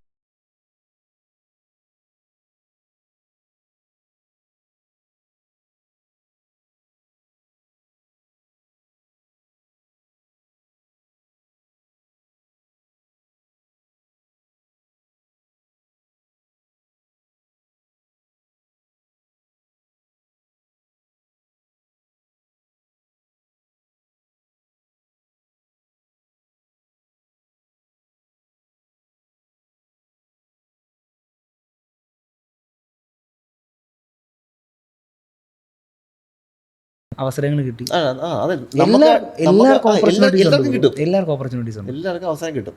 നമ്മൾ ആ ഓപ്പർച്യൂണിറ്റി മനസ്സിലാക്കുക. നമ്മൾ ഒരു ക്രെഡിബിലിറ്റി ഉള്ള ഒരു ആളാണെന്ന് തോന്നിക്കഴിഞ്ഞ് കഴിഞ്ഞാൽ വരേണ്ടതൊക്കെ വരും. നമ്മൾ പിന്നെ അവിടെ നമ്മൾ ചെയ്യേണ്ട പണി നല്ല വെടിപ്പായിട്ട് ചെയ്ത് കഴിഞ്ഞാൽ ആരും ഒരിടത്തും പോകില്ല, നമ്മൾ തന്നെ വരും. ഇത്രയേ ഉള്ളൂ. ഇതാണ് ഞാൻ മനസ്സിലാക്കിയിട്ടുള്ള ഒരു കോൺസെപ്റ്റ്. പിന്നെ ബിസിനസ്സിൽ 2 ടൈപ്പ് എനിക്ക് തോന്നിയിട്ടുണ്ട്. ഒന്ന് സർവീസും, ഒന്ന് പ്രോഡക്റ്റ് നമ്മൾ സെല്ല് ചെയ്യുന്നത്. രണ്ടും എനിക്ക് തോന്നുന്നു കുറച്ചും കൂടി നമുക്ക് ഈസി. നമ്മൾ പ്രോഡക്റ്റ് സെല്ല് ചെയ്യുന്നു, സാധനം വിൽക്കുന്നു, കാശ് വാങ്ങിക്കുന്നു. സർവീസ് ഇപ്പോൾ ഞങ്ങൾ ചെയ്യുന്ന ഫീൽഡ് സർവീസാണ്. ഈ മാർക്കറ്റിംഗ്, അഡ്വർടൈസ്മെൻറ്റ് ചെയ്യുന്നു, അത് ചെയ്യുന്നു. വളരെ കഷ്ടപ്പാടാണ്. പുറമേ നിന്ന് കാണുന്നവർക്കൊന്നും ഷൂട്ട് എടുക്കുന്നു, ഇവിടെ പോകുന്നു. പക്ഷേ ഈ എന്താ പറയുന്നത്, നമുക്കത് ഒരു ഞാനിപ്പോൾ എങ്ങനെ പറയുന്നത് സാധനം കിട്ടി, സാധനം കിട്ടിയില്ലേ, അതാണ് സംഭവം. അതെങ്ങനെയാണ്? അത് ബ്രോ സർവീസ് ചെയ്യുന്നതുകൊണ്ടാണ് ബ്രോ പറയുന്നത് സർവീസാണ് പാടെന്ന്. പക്ഷേ പ്രൊഡക്ഷൻ ചെയ്യുന്ന ഒരാളോട് ചോദിച്ചാൽ പ്രൊഡക്ഷനാണ് ഏറ്റവും പാടെന്ന് പറയും. എൻ്റെ കാഴ്ചപ്പാടിൽ ഞാൻ സർവീസാണ്, പക്ഷെ ഞാൻ പറയും പ്രൊഡക്ഷനാണ് ഏറ്റവും പാട്. പ്രൊഡക്ഷൻ ചെയ്യുന്ന ആൾ റോ മെറ്റീരിയൽ എത്തുന്നത് മുതൽ ഇത് സാധനം കസ്റ്റമറിനിൽ എത്തുന്നത് വരെ അവന് ടെൻഷനാണ്. ഒരു സർവീസ് ചെയ്യുന്ന ഒരാളെ സംബന്ധിച്ചിടത്തോളം അവന് പ്രൊഡക്ഷൻ ചെയ്യുന്ന അത്രയും മെനക്കെടില്ല. അവൻ്റെ കയ്യിലുള്ളത് കുറേ എന്താ പറയുക, നല്ല നല്ല സർവീസുകളാണ്. ഇതവന് കൊടുത്താൽ മതി. ഈ സർവീസ് ഇൻഡസ്ട്രിയിലുള്ള മെയിൻ ഞാൻ കണ്ട ഏറ്റവും വലിയ ഗുണം എന്ന് പറഞ്ഞു കഴിഞ്ഞാൽ 1 രൂപ പോലും ഇല്ലാതെ സ്റ്റാർട്ട് ചെയ്യാം അല്ലേ? 1 രൂപ പോലും ഇല്ലാതെ ഒരു സർവീസ് ഇൻഡസ്ട്രിയിൽ നമുക്ക് ബിസിനസ് സ്റ്റാർട്ട് ചെയ്യാം. അപ്പം ഞാനൊക്കെ എന്തുകൊണ്ട് ഒരു ബിസിനസ്സുകാരനായതും അതുകൊണ്ട് തന്നെയാണ്. കാരണം ബിസിനസ് ചെയ്യാൻ 1 രൂപ പോലും വേണ്ട. അപ്പം ഞാൻ മനസ്സിലാക്കി സർവീസ് ഇൻഡസ്ട്രി ഒരു പരിധി വരെ ഈസിയാണ്. കാരണം പിന്നെ ഈ പറയുന്ന ക്രെഡിറ്റ് സിസ്റ്റമാണ് ബ്രോ ഉദ്ദേശിച്ചത്. അതെ, ഞാൻ ക്രെഡിറ്റ് ആണ് അതിലേക്ക് വരും സമയത്ത്. നമുക്ക് നമ്മുടെ ഈ ഫീൽഡിൽ നമുക്ക് എല്ലാ ഫിനാൻഷ്യൽ നമ്മളെല്ലാവരും പൈസക്കാണ് നമ്മൾ പണിയെടുക്കുന്ന പൈസക്കാണ്. അതെ, ജീവിക്കാനായിട്ട് നമുക്ക് പൈസ വേണം. അപ്പം ഈ പൈസ, അതായത് വേറൊരാളെ പോക്കറ്റിലിരിക്കുന്ന പൈസ നമ്മുടെ പോക്കറ്റിലേക്ക് എത്തുന്നുള്ള ഒരു ജേടി എങ്ങനെയുണ്ട്? ഇവന്റ് മാനേജ്മെന്റ് അല്ല, ഞാൻ 3 ഡിപ്പാർട്ട്മെന്റ് ചേർത്ത് പറയാം. ഒരു സിംഗിൾ സിസ്റ്റത്തിലാണ് വർക്ക് ചെയ്യുന്ന 3 ഡിപ്പാർട്ട്മെന്റ്. എല്ലാ ഫിനാൻഷ്യൽ ഇയർ സമയത്തും നമുക്ക് എഴുതി കളയാൻ കുറേ ലക്ഷ്യങ്ങളുണ്ടാകുമ്പോൾ കിട്ടാക്കടം ഒരുപാട്. ഞാൻ ആദ്യം ഡിസ്ട്രിബ്യൂഷൻ കമ്പനി നിർത്താനുള്ള ഒരു കാരണവും ഈ കിട്ടാക്കടമാണ്. ആളുകൾക്ക് പൈസ തരാൻ എന്തോ ബുദ്ധിമുട്ടാണ്. ഞാൻ അയാളുടെ കടം ചോദിക്കുന്നതല്ല, നമ്മൾ വർക്ക് ചെയ്തത് ചോദിക്കുന്നത്. പക്ഷേ ഇവർ തരാൻ എന്തോ ബുദ്ധിമുട്ടാണ്. മറ്റേ ഇല്ല, രാവണ പ്രഭു സിനിമയ്ക്കകത്താണെങ്കിലേ മോഹൻ ഡയലോഗ് പറയില്ലേ, എന്താണ് മുണ്ടക ശേഖരൻ്റെ പെരടത്തിൻ്റെ സൈഡിൽ നിന്ന് ഒരു 10 സെൻറ്റ് ഇരന്ന് എഴുത്തരം വാങ്ങി. അതുപോലെ തന്നെ അവർ വിചാരിച്ചു നമ്മൾ പൈസ ചോദിക്കുമ്പോഴത്തേക്കും. ബ്രോയ്ക്ക് ഒരുപാട് ഇൻസിഡൻറ്റ് പറയുകയാണെങ്കിൽ ഒരുപാടുണ്ട്. ഇപ്പം നമ്മളെ തന്നെ വളരെ റെപ്യൂട്ടഡ് ആയിട്ടുള്ള ഒരു പോസ്റ്റിലിരിക്കുന്ന ഒരു വ്യക്തി, വേണ്ട വ്യക്തിയുടെ പേര് വ്യക്തി, അയാൾക്ക് വേണ്ടിയിട്ട് എനിക്ക് നല്ല പരിചയമുണ്ട് പുള്ളിയെ. പുള്ളിക്ക് വേണ്ടിയിട്ട് പുള്ളിയുടെ ഒരു പേഴ്സണൽ ഇവൻ്റ് ഞാൻ ഹാൻഡിൽ ചെയ്യുന്നു. ആ ഇവൻ്റ് കഴിഞ്ഞ് 1.5 വർഷമായി. ഇന്നും എനിക്ക് കുറച്ച് നല്ലൊരു എമൗണ്ട് കിട്ടാനുണ്ട്. പുള്ളി എന്നെ 2 സിം ബ്ലോക്ക് ചെയ്തിരിക്കുക. ഞാൻ അവിടെ നിന്ന് ഇവൻ്റ് കഴിഞ്ഞ് ഇറങ്ങുന്ന സമയത്ത് പുള്ളിയുടെ ചുറ്റുപാടുള്ളവരെല്ലാം വിളിച്ച് ഇതാണ് ഇവനാണ് ഇതൊക്കെ ചെയ്തത്, ഭയങ്കര അടിപൊളിയാണ്, ഇതാണ് മറ്റേതാണ് മറിച്ചതാണ്. അപ്പോൾ നമ്മൾ അവിടെ നിന്നും മറ്റേ അഭിമാനം കൊണ്ടുകൊണ്ടിരിക്കുകയാണ്. അപ്പോൾ ആരുടെ ഫണ്ട് എന്തെങ്കിലും തന്നാൽ മതി, നമുക്ക് ബന്ധം കിടക്കയില്ലേ. അപ്പോൾ ഞാൻ അങ്ങനെ വിചാരിച്ചിട്ടിരിക്കുകയാണ്. അപ്പം സ്വാഭാവികമായിട്ട് കിട്ടുമെന്നുള്ള പ്രതീക്ഷ നമുക്ക് അങ്ങനെ ഒരു ഇതുണ്ട്. ഇപ്പം നമ്മളെ ഇൻഡസ്ട്രിയുടെ പ്രശ്നം ഫണ്ട് അഡ്വാൻസ് മേടിച്ചിട്ട് ചെയ്യണം എന്നെല്ലാവരും പറയും. പക്ഷേ ഈ കോമ്പറ്റീഷൻ ഫീൽഡിൽ പഠിക്കൂല. അവർ അഡ്വാൻസ് ചോദിക്കുമ്പോൾ പറയും പൈസ നിങ്ങൾക്ക് ഫണ്ട് തരുമല്ലോ. ഇപ്പൊ ഞങ്ങൾ തന്നെ ഇപ്പോൾ ഒരു ഇതുപോലെ ഉണ്ട്, XOR ഒരാൾ ഒരു അത്യാവശ്യം നല്ലൊരു ക്ലയൻ്റ് ആണെന്ന് നമുക്കൊരു ഇത് കിട്ടി. നമ്മുടെ വർക്ക് വേണമെന്ന് പറഞ്ഞു നമ്മൾ ഇവിടെ നിന്ന് എണ്ണ അടിച്ച് അതിപ്പം ആ ഒരു ക്ലയൻറ്റ് നല്ല ക്ലയൻ്റ് ആണെന്നാണ് നമ്മുടെ ഒരിത്. പുള്ളി അവരുടെ ഗെറ്റപ്പുകളും വരുന്ന രീതികളും കാര്യങ്ങളും നമുക്ക് തോന്നും നമുക്ക് കുറച്ച് ബുദ്ധിമുട്ടിയാലും നമുക്ക് ആ ഒരു ക്ലയൻറ്റിൻ്റെ വർക്ക് നമുക്ക് കിട്ടിയാൽ നമുക്ക് നല്ലതാണ്. നമുക്കിപ്പോൾ ഒരു നല്ലൊരു കമ്പനിക്ക് വേണ്ടി നമ്മൾ വർക്ക് ചെയ്യുന്നത് നമുക്ക് എടുത്ത് കാണിക്കാൻ പറ്റും. നമ്മൾ പോകുന്നു, അത് മീറ്റിങ്ങുകളൊന്നും നോർമൽ സമയങ്ങളിലല്ല, എല്ലാ പാതിരാത്രിയാണ്. നമ്മളവിടെ 4-5 പേര് വണ്ടിയിൽ 10,000 രൂപ എണ്ണ അടിച്ച് പോകുന്നു, അവിടെ ചെല്ലുന്നു, 3-4 ദിവസം പോയി കാണുന്നു, ഇടയ്ക്ക് വിളിക്കുന്നു, എല്ലാം പക്ക. അപ്പോൾ നമ്മളെ മൈൻഡിൽ ഇപ്പോൾ നമ്മൾ നല്ലൊരു കോട്ടൊക്കെ എഴുതി അത്യാവശ്യം ഡിസ്കൗണ്ടുകളൊക്കെ ഇട്ട് എല്ലാം ഇട്ട് നമുക്ക് വർക്ക്. അപ്പോൾ അവർ പറഞ്ഞത് എന്താണ്, ഇത് നിങ്ങൾ തുടങ്ങി വെക്കുക, നമ്മളെ ബാക്കി ഇനി ചെയ്യാൻ കിടക്കുകയല്ലേ. പക്ഷെ അവർക്ക് ആവശ്യം നമ്മൾ ആ ഒരു ഷോർട്ട് പീരീഡിലേക്കാണ്. അത് കഴിഞ്ഞു, വർക്ക് ചെയ്ത് കൊടുത്തു, എല്ലാം കഴിഞ്ഞു, ഈ പറഞ്ഞ അതേ അവസ്ഥ. വിളിച്ചു കഴിഞ്ഞാൽ ഫോൺ എടുക്കില്ല, കട്ട് ചെയ്ത് കളയും. പൈസ ചോദിച്ചു കഴിഞ്ഞാൽ വരും. ചിലർ നമ്മളൊരു ഫ്രീലാൻസർ ആയിട്ടോ അല്ലെങ്കിൽ നമ്മളൊരു ബിഗിനേഴ്സ് ആയിട്ടോ ആണെങ്കിൽ ആ ഇൻഡസ്ട്രിയിലുള്ള സമയത്ത് ആൾ നമ്മൾ ഉപയോഗപ്പെടുത്തും. അതെ, അത് കറക്റ്റാണ്. അവർ നമ്മളെ മാക്സിമം യൂസ് ചെയ്യും, ആളുകൾ നമ്മൾ ഉപയോഗപ്പെടുത്തും. അതാണ് ആദ്യത്തെ കാര്യം. നമ്മൾ ഇപ്പം നമുക്ക് അഡ്വാൻസ് ചോദിക്കുമ്പോൾ അവർ പറയും അല്ലെങ്കിൽ കഴിഞ്ഞിട്ട് തരാൻ പറയുമ്പോൾ നമ്മുടെ മൈൻഡ് എന്താണ്, കുഴപ്പമില്ല കഴിഞ്ഞിട്ട് കിട്ടും എന്നുള്ള പ്രതീക്ഷ. ഇപ്പം കയ്യിൽ വന്നൊരു വർക്കില്ല, അത് കളയണ്ട എന്നുള്ള രീതിയിൽ നമ്മളത് ചെയ്തു കൊടുക്കും. എല്ലാ ബിസിനസ്സുകാർക്കുള്ള പ്രശ്നമാണ്. നമുക്ക് ഈ ടാർഗറ്റ് എത്തിക്കാനായിട്ട് ഓടിച്ചാടി ഇത് എല്ലാവർക്കും ചാടിക്കറി എടുക്കുന്നതിൻ്റെ ഒരു പ്രശ്നമാണ്. അപ്പോൾ ഞാൻ എൻ്റെ ടീമിനോട് ഇപ്പോൾ പറയും, ഒരിക്കൽ പണി കിട്ടിക്കഴിഞ്ഞാൽ പിന്നെ നമ്മൾ അവരെ തിരിഞ്ഞു നോക്കില്ല. ഇല്ലെങ്കിലും കുഴപ്പമില്ല, സമാധാനത്തിരിക്കാമല്ലോ. അതെ, എൻ്റെ ഒരു ക്ലയൻറ്റോട് എനിക്ക് പറയേണ്ടി വന്നു, പൈസ തരുന്നില്ല, വിളിച്ചു കഴിഞ്ഞാൽ ഫോൺ എടുക്കില്ല, പൈസ തരത്തില്ല. പണ്ട് ഇന്ന് വരും നാളെ വരും, നമുക്ക് കിട്ടുമല്ലെന്ന് നമുക്ക് ഒരാളെ സംസാരം കേൾക്കുമ്പോൾ നമുക്ക് അറിയാൻ പറ്റും. വിളിച്ചു കഴിഞ്ഞാൽ ഇപ്പോൾ ഞാനിപ്പോൾ ബ്രോയ്ക്ക് ഞാൻ വർക്ക് എടുത്ത് കഴിഞ്ഞാൽ പൈസ തരാറുണ്ട്. ഇപ്പോൾ എന്നെ വിളിക്കുന്നു, ഞാൻ അത് പറയും, ബ്രോ ഇങ്ങനെയാണ് കാര്യങ്ങൾ, നാളെ ഫണ്ട് തെറ്റാണ്, ഞാൻ ഒരു എക്സ്ക്യൂസ് പറഞ്ഞു. പിന്നെ വിളിക്കുമ്പോഴത്തേക്കും ഞാൻ കട്ടി കളയുന്നു അല്ലെങ്കിൽ ഇത് ചെയ്യുന്നു. അപ്പോൾ നമുക്കറിയാം ഇത് കിട്ടാൻ പോകുന്നില്ല, ഇപ്പോഴൊന്നും കിട്ടാൻ പോകുന്നത് നമുക്ക് ഉള്ളിൽ നിന്ന് ഒരു ഇതുണ്ടാവും. അപ്പോൾ അവർക്ക് തരാൻ ഉദ്ദേശം, അല്ലെങ്കിൽ ചില ആൾക്കാരുണ്ട് ഫണ്ട് ഇപ്പം നാളത്തേക്ക് തരും, അവർ ആ സമയത്ത് തരും, അല്ലെങ്കിൽ അവർ ആരും മുന്നേ വിളിച്ച് പറയും ഫണ്ട് കുറച്ചൊരു ഡിലേ ഉണ്ട്, ഇത്ര തീയതി തരും. പക്ഷെ അങ്ങനെ കിട്ടിയിട്ടുണ്ട്. ഇത് ഞാൻ മനസ്സിലാക്കിയ മെയിൻ കാര്യം ഇത് തന്നെയാണ്. അപ്പോൾ നമ്മൾ ബിഗിനിങ് സ്റ്റേജിൽ പറ്റിക്കാനായിട്ട് ഒരുപാട് പേര് നമ്മുടെ നാട്ടിലുണ്ട്. അവർ തുടക്കക്കാരല്ലേ, അവരെ തന്നെ പൊക്കിക്കളയാം അങ്ങനെ വിചാരിച്ചിട്ട് നമ്മളെ സംബന്ധിച്ചിട്ട് അവസരങ്ങളാണ്. അപ്പോൾ നമ്മൾ ഓടിച്ചാടി ഇതൊക്കെ ചെയ്തു കൊടുക്കും, അവസാനം അവർ തിരിഞ്ഞു നോക്കില്ല, വിളിച്ചാൽ ഫോൺ എടുക്കില്ല. നമ്മുടെ ഭാഗത്ത് എന്തെങ്കിലും തെറ്റുണ്ടെങ്കിൽ കുഴപ്പമില്ല. ഇത് നമ്മൾ നന്നായിട്ട് വ്യക്തമായിട്ട് നമ്മളെ കൊണ്ട് ചെയ്യാൻ പറ്റുന്ന അങ്ങ് അറ്റം ചെയ്ത് കൊടുത്താൽ പോലും ഇവർ പറയും, അവർ പിന്നെ അനക്കിയില്ല ആവിയില്ല. നമുക്ക് പിന്നെ ഞാൻ നേരത്തെ പറഞ്ഞ പുള്ളി എനിക്ക് ഫേസ് ചെയ്യാൻ തന്നെ ബുദ്ധിമുട്ടാണ്. അപ്പം കാരണം വേറെ ഒന്നും കൊണ്ടല്ല, ഞാൻ അയാൾ അങ്ങനെയല്ല കണ്ടത്. നമുക്ക് അങ്ങനെ ഒരിക്കലും പെരുമാറാൻ പറ്റില്ല അയാളോട്. അപ്പോൾ വിട്ടു ലൈക്ക് ഇങ്ങനത്തെ കുറേ കഥകളുണ്ട്. പക്ഷെ നല്ല ക്ലയൻറ്റുകളുണ്ട്. എനിക്ക് ചില കാരണം നമുക്ക് തോന്നും ഫണ്ട് കിട്ടുമോ കിട്ടില്ലേ, പക്ഷെ അവർ സ്പോട്ടി പേയ്മെൻ്റ് ആണ്. ഇല്ല, നമുക്ക് കഥ പറയാനായിട്ട് കുറേ പേരുണ്ട്. നമ്മൾ ഇവന്റ് ഇൻഡസ്ട്രിയിൽ വേറെ കുറച്ച് ടീമുകളുണ്ട്. നോർത്തിൽ നിന്ന് കുറേ അണ്ണന്മാർ വരും. ആ അണ്ണന്മാർ ആൾക്കാരൊക്കെ ഇവിടെ ചെയ്യൂലേ പിന്നെ അവരിവിടെ ഭയങ്കരമായിട്ട് പോകുന്ന ആൾക്കാരാണ്.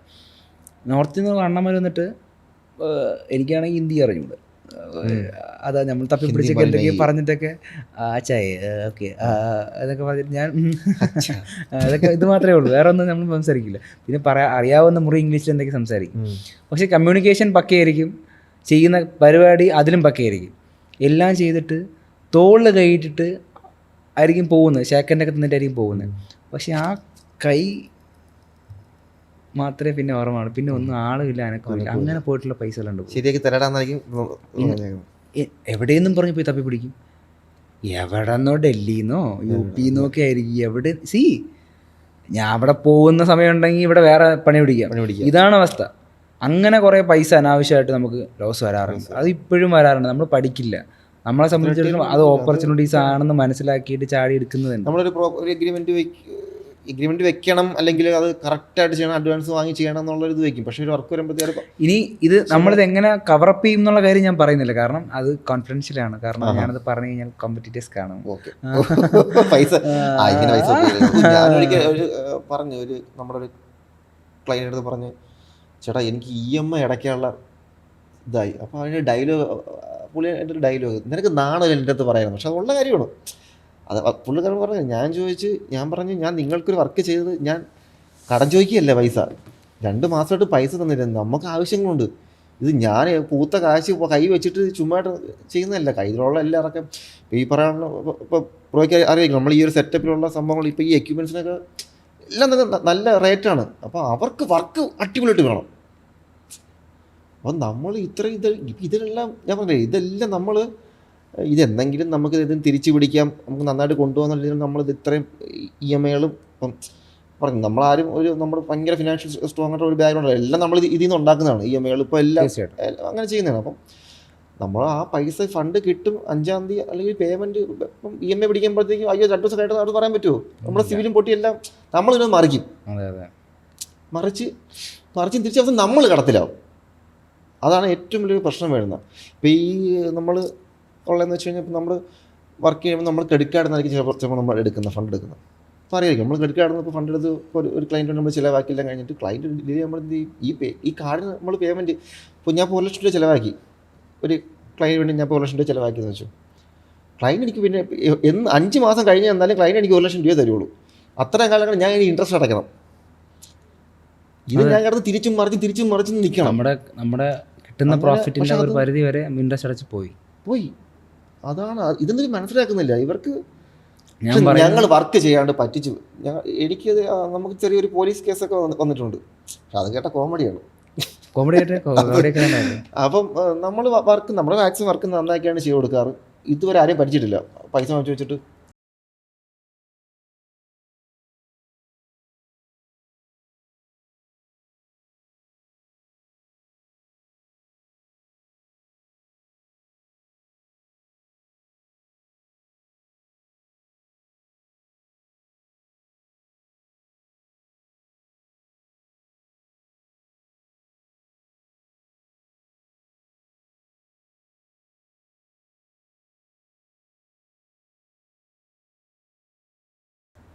ഒക്കെ പോകുന്നുണ്ടോ? അപ്പോൾ ഇടയ്ക്ക് കേസുകളൊക്കെ നമുക്ക് ചീറ്റിംഗ് കേസൊക്കെ ഇത് കാണുന്ന ബിഗിനേഴ്സിനോട് ഞാനൊരു കാര്യം പറയാം. ഇപ്പം നിങ്ങൾ കാണുമ്പോൾ നിങ്ങൾ വിചാരിക്കും നമ്മൾ രണ്ടും കഴിവില്ലാത്ത ബിസിനസ്സുകാരാണെന്ന് വിചാരിക്കും പൈസ. പക്ഷേ അങ്ങനെയല്ല. സ്റ്റാർട്ടിങ് സ്റ്റേജിൽ ഏതൊരു ബിസിനസ്സുകാരനും ഇന്നും വർഷങ്ങളായിട്ട് ഇൻഡസ്ട്രിയിലുള്ള ബിസിനസ്സുകാരൻ കരയുന്നത് എനിക്കറിയാം, ക്ലയൻറ്റ് പൈസ തന്നില്ല എന്നുള്ള പേരിൽ. അപ്പോൾ ഞാൻ സമാധാനിക്കും, നമ്മുടെ ക്ലയൻറ്റ് പൈസ തന്നില്ല എന്നുണ്ടെങ്കിൽ സ്ഥാപനം പൂട്ടിപ്പോകാതെ മതി. അതെ, അല്ല നമുക്ക് ചിലവുകളുണ്ടല്ലോ. ഈ ബ്രോ നിനക്കൊരു കാര്യം അറിയാവും, ഞാൻ ഇന്നും സാലറി എടുക്കുന്നില്ല. എൻ്റെ കമ്പനിയിൽ ഞാൻ ഇന്നും സാലറിഡ് അല്ല. എൻ്റെ ബാക്കി സ്റ്റാഫുകളൊക്കെ സാലറിഡ് ആണ്. പക്ഷെ ഞാൻ ഇന്നും കിട്ടുന്ന എപ്പോഴെങ്കിലും ആവശ്യത്തിന് കിട്ടുന്നതാണ് എന്നുള്ളതാണ്. അല്ലാതെ ഞാൻ ഇന്നും ബാക്കി എല്ലാവരും എൻ്റെ സ്ഥാപനത്തിൽ വർക്ക് ചെയ്യുന്നവർക്ക് മാസത്തിന് ആദ്യം തന്നെ ഞാൻ പൈസ കൊടുക്കും. ഞങ്ങളും അങ്ങനെയായിരുന്നു, ആദ്യമൊക്കെ കൊടുക്കുമായിരുന്നു. പക്ഷേ പിന്നെ പോയി ക്ലയൻറ്റ് പൈസ തരുന്നില്ല. എന്നാലും നമ്മൾ മാക്സിമം കിട്ടിക്കഴിഞ്ഞാൽ അതിന് ഒരു രൂപ അല്ലേ എനിക്കത് സാലറി കൊടുക്കുക. അവർക്കും ആവശ്യങ്ങളുണ്ടോ, അവർക്ക് ഈ എല്ലാവരും പ്രായമുള്ള ആൾക്കാർ, ഞങ്ങളുടെ ഫീൽഡിൽ എല്ലാം ചെറുപ്പക്കാരാണ്. ഞങ്ങളുടെ സ്റ്റാഫുകൾ, എഡിറ്റർ, എല്ലാം മാനേജർ, എല്ലാവരും ചെറിയ ആൾക്കാരാണ്, എൻ്റെ കാലം യങ്ങാണ്. അപ്പോൾ അവർക്ക് പ്രൊഡക്റ്റീവ് ആണല്ലേ. അവർക്ക് അവരുടെ ചിലവുകൾ കാണും. എല്ലാവർക്കും ഫോണ്, അത് ഇത്, വണ്ടി, എല്ലാം EMI കാര്യങ്ങൾ, പെട്രോൾ കാശ്, എല്ലാം ഇവർക്ക് പൈസ വേണ്ടേ. നമ്മൾ ക്ലയൻറ്റ് പറയും, സാറേ ഇങ്ങനെയാണ് ശമ്പളം കൊടുക്കുന്ന സ്റ്റാഫുണ്ട്, അത് നിങ്ങൾ ഇത് ഞങ്ങൾ തോന്നേണ്ട കാര്യം തരുന്നു അവർ ചോദിക്കുന്നത്. ചിലപ്പോൾ ചോദിക്കും 2 പള്ളൊക്കെ വിളിച്ചാലെന്താ തോന്നുന്നു. അല്ലല്ല കിട്ടുന്ന പൈസ അല്ല, ഞാൻ നേരത്തെ പറഞ്ഞെന്ന കാര്യം. അപ്പോൾ ബിഗിനേഴ്സ് ഇത് മനസ്സിലാക്കേണ്ടതെന്ന് വെച്ചാൽ, നിങ്ങളിനി ബിസിനസ് ചെയ്യാൻ ഇറങ്ങുന്ന സമയത്ത് പരമാവധി നിങ്ങളുടെ പ്രൊഡക്റ്റിൽ, നിങ്ങളുടെ സർവീസിൽ നിങ്ങൾ കോൺഫിഡൻ്റ് ആണെങ്കിൽ അഡ്വാൻസ് മേടിച്ചിട്ട് പണി ചെയ്യാവൂ. പറ്റുവാണെങ്കിൽ നിങ്ങളുടെ എക്സ്പെൻസ് എത്രയാണോ അത് കവറപ്പ് ചെയ്യുന്ന രീതിക്ക് അഡ്വാൻസ് മേടിച്ചിട്ട് മാത്രമേ നിങ്ങൾ തുടങ്ങാവൂ. നിങ്ങൾ ഒരിക്കൽ അല്ലാതെ തുടങ്ങിക്കഴിഞ്ഞാൽ അതൊരു ശീലമാവും. നിങ്ങൾ ഇതുപോലുള്ളൊരു അതൊരു തരം പെടലിലായി, ഒരുതരം കുരുക്കാണ്. നമ്മളെ കുരുക്കിലായി പോകും, ആ ചുരുളിക്കകത്തായി പോകും. പക്ഷെ നമ്മൾ അങ്ങനെ നിൽക്കുമ്പോൾ നമുക്ക് നല്ല നല്ല ക്ലയൻറ്റുകൾ നമുക്ക് മിസ്സാവും. അത് ഞാൻ നേരത്തെ പറഞ്ഞില്ലേ, നോർത്തിലുള്ള കുറേ കള്ളന്മാർ വരുന്നുണ്ട്. ഈ കള്ളന്മാർക്കിടയിൽ കുറേ നല്ലവരായ മനുഷ്യന്മാരുണ്ട്. വളരെ വലിയ ഓപ്പർച്യൂണിറ്റീസാണ് നമുക്കതിൽ. അപ്പോൾ അതുകൊണ്ട് പൂച്ച ചൂടുവെള്ളത്തിൽ വീണിട്ടും വീണ്ടും ചൂടുവെള്ളത്തിലേക്ക് ചാടാൻ ഞാൻ റെഡിയാണ് ഇപ്പോഴും. അപ്പോൾ ഇങ്ങനെ കുറേ കഥകളുണ്ട്.